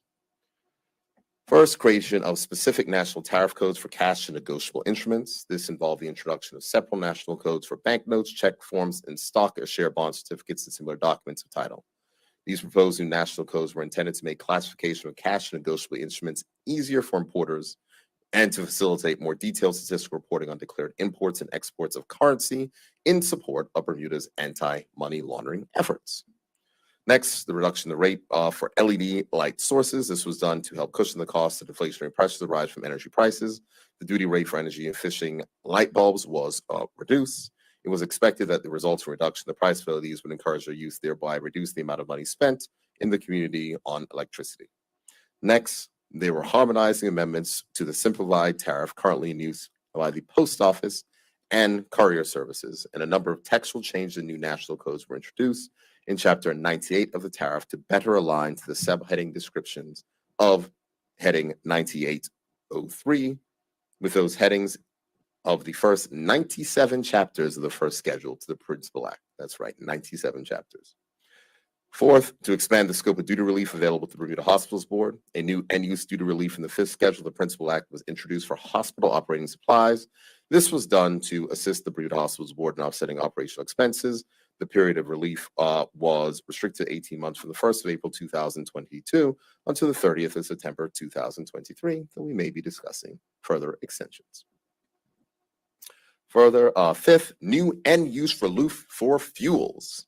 The end-use duty relief for fuels was designed to grant the Minister of Finance the ability to vary the rate of duty for gasoline, kerosene, and diesel fuels that are being removed from bonded warehouse for use in Bermuda. This flexibility was granted in order to facilitate the freeze in fuel price at the pump, which was put forward by this government to save consumers money while other countries around the world were experiencing record high gas prices. The same could not be said here in Bermuda.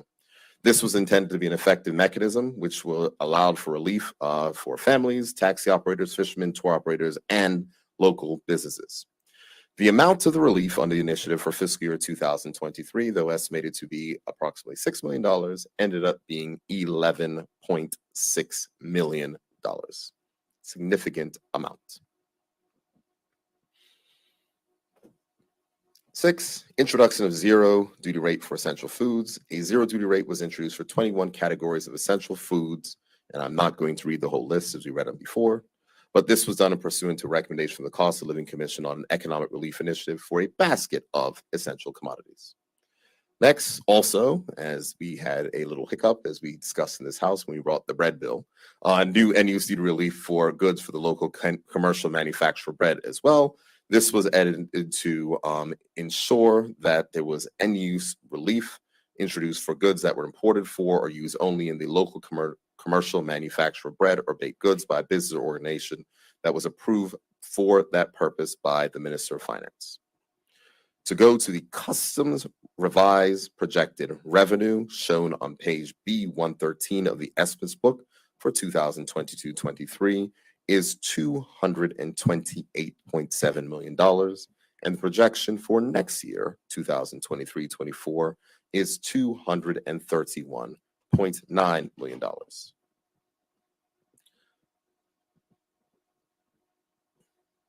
Analysis of the major revenues are as follows. Customs duty.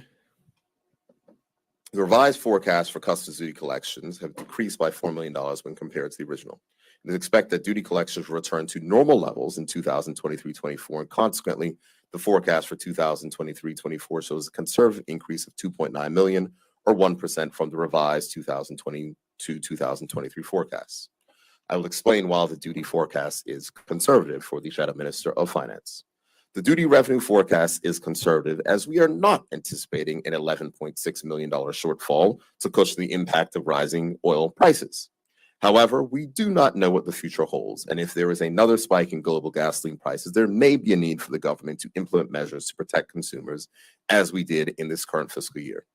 To combat inflationary and supply chain pressures that affect levels of growth, such as construction, while also providing relief to adjustments via the sugar tax, we have tabled legislation relating to a number of duty rate reductions and duty reliefs. And for fiscal year 2023-24, the department will pursue the following initiatives. Before I move to those initiatives, which we will debate at length later, so I'm not going to cover them in detail, what I would state is that it is important to note for the Shadow Minister, certainly, that our revised figure for this year is $228 million. And we were able to achieve that despite all of the duty reductions that were given last year. And despite the fact that there was the $11.6 million, which was much higher than was expected on the fuel duty adjustment to ensure that rates at the pump stayed flat.